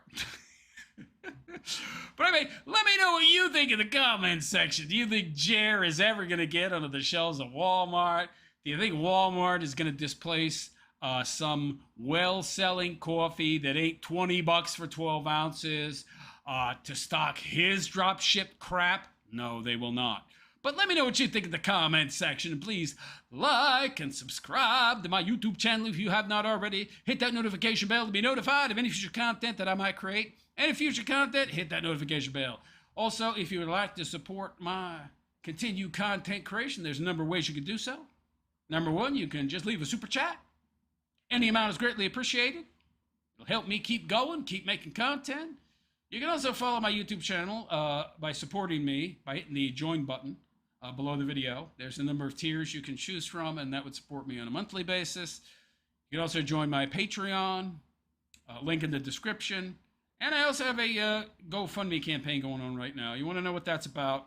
The link is also in the description. There's a description that you'll find at that link that'll tell you what that's all about. Anyway, on that note, I'm out of here. I am the Realist Philosopher, and I wish you all a good and pleasant day. And take care. Yeah, he's going to be in Walmart. I don't think so, pal. He keeps saying this.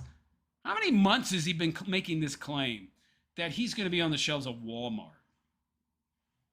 It's dropship crap. Walmart doesn't carry dropship crap. Or if they do, there ain't much of it, man. Certainly not going to be your coffee. Dude, they have much... Walmart is like, affordable.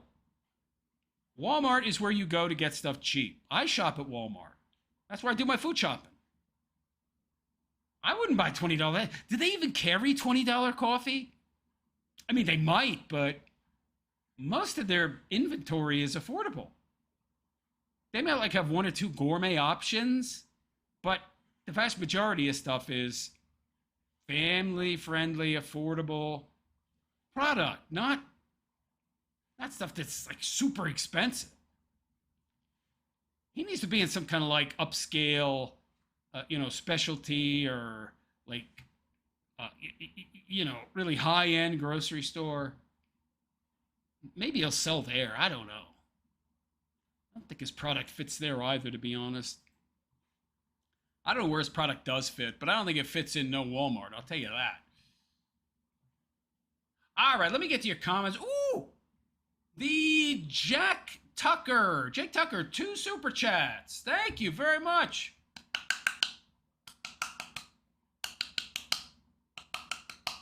And there's 2 of them, so you get 2.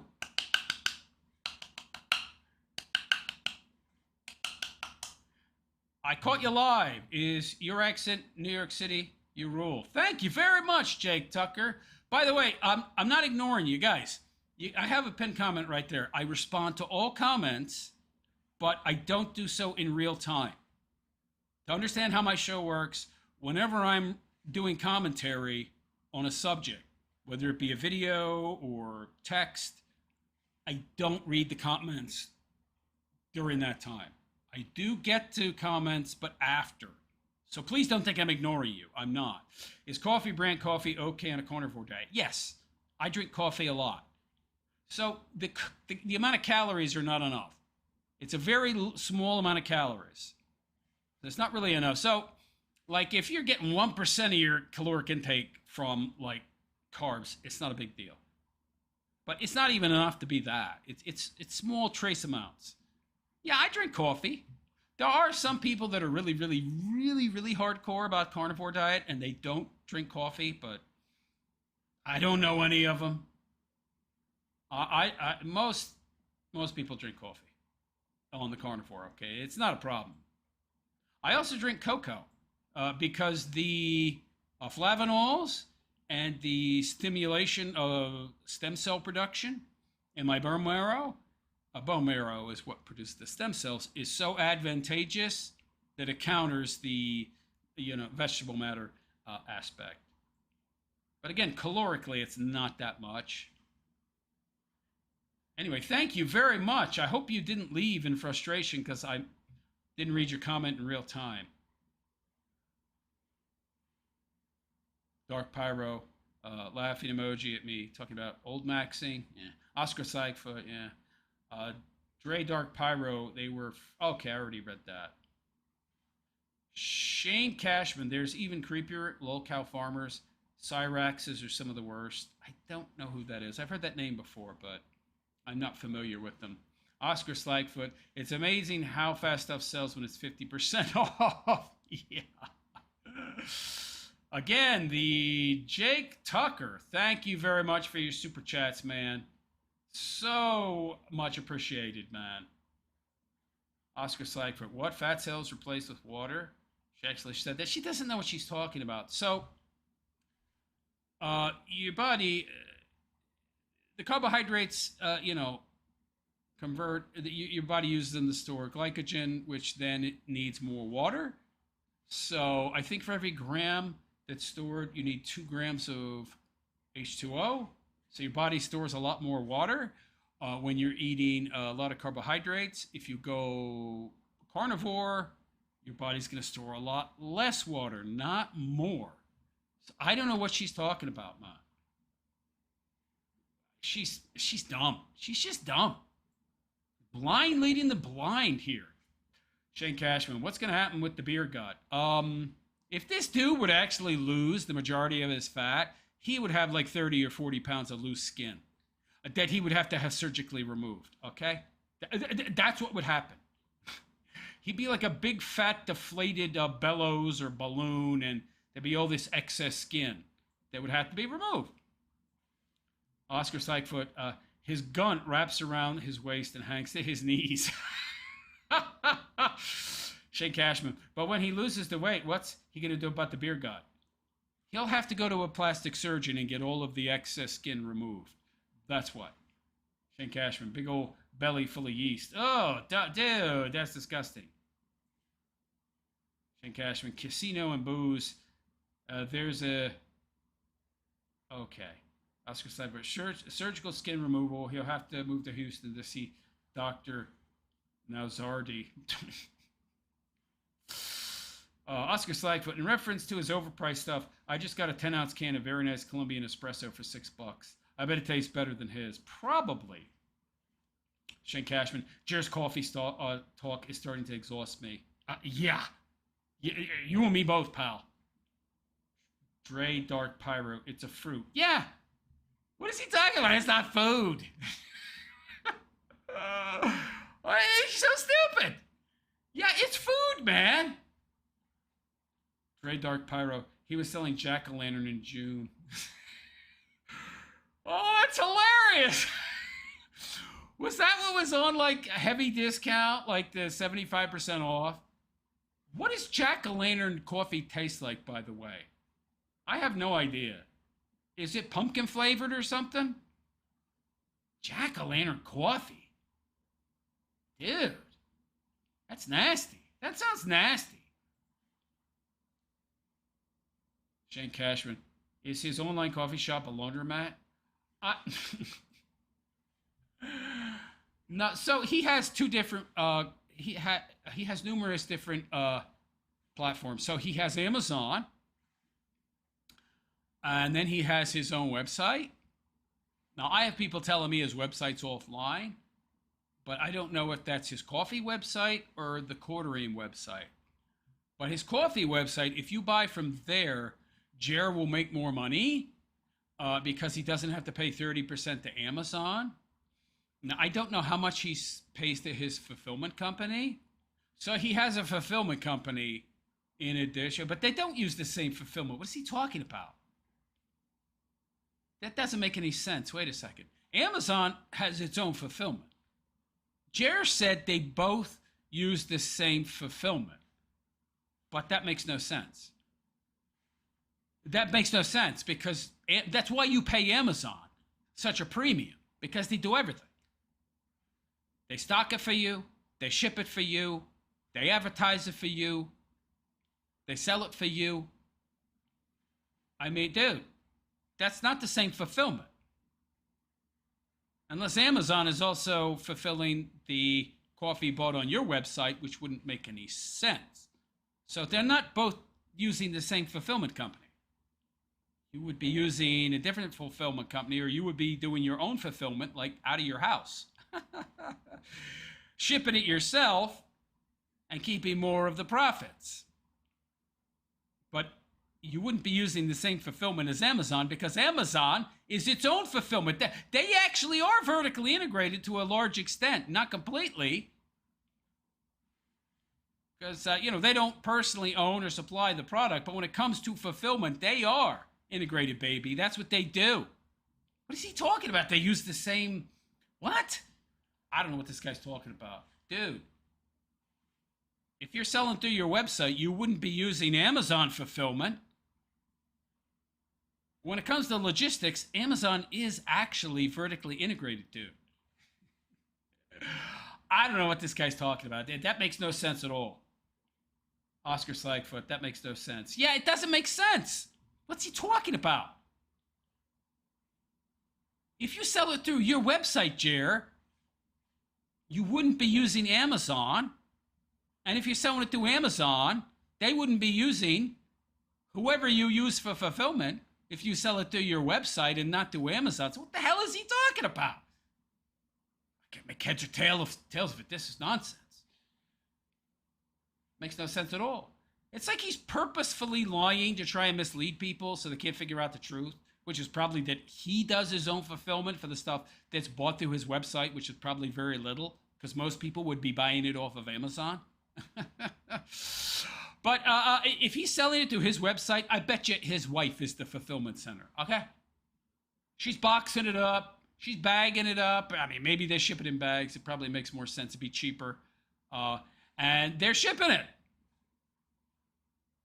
I mean, he probably sells very small amounts of that coffee through his own website as compared to Amazon. It's him and his wife probably doing the fulfillment. That's how she's pulling her weight. Since she didn't give him kids and doesn't seem to do anything else of note, she's probably the fulfillment. She's probably spending her days packaging his crappy coffee that people buy through his website. Yeah, Oscar, this stuff, it's really, really hard to make heads or tails of the stuff he says. I think it's on purpose. I think he goes out of his way to obfuscate and try to be as confusing as possible and be as nonsensical as possible so that people can't really figure out what he's doing. Strange. But anyway, I think that's it for the comments. That and the fact that I got to hit the head real bad after 3 hours and 40 minutes, yeah, that I'm going to head out. Oscar Seifert, you think every box comes with a wad of dog hair? That would be interesting to check out. See if there's dog hair in there. Yeah. Verify that that stuff bought via his website is coming from his house. I don't think I want to go that Sherlock Holmes on his ass, though. Too much work. It's not worth it. Trying to dig down, figure this stuff out. But anyway, I'm going to head out. I will be back Friday at the same time. At the moment, this show airs Monday, Wednesday, Friday at 11 p.m. New York City time. The time might change in the next couple weeks because I'm going to have a schedule change, so I will let you guys know. But the next show will be Friday at the same time, 11 p.m. New York City time. Yeah, Shane Cashman says, good night, Shane. Oscar Seifert, goodbye, everybody. Had fun. Yep, good show. All right, and on that note, I'm out of here. I am the realist philosopher.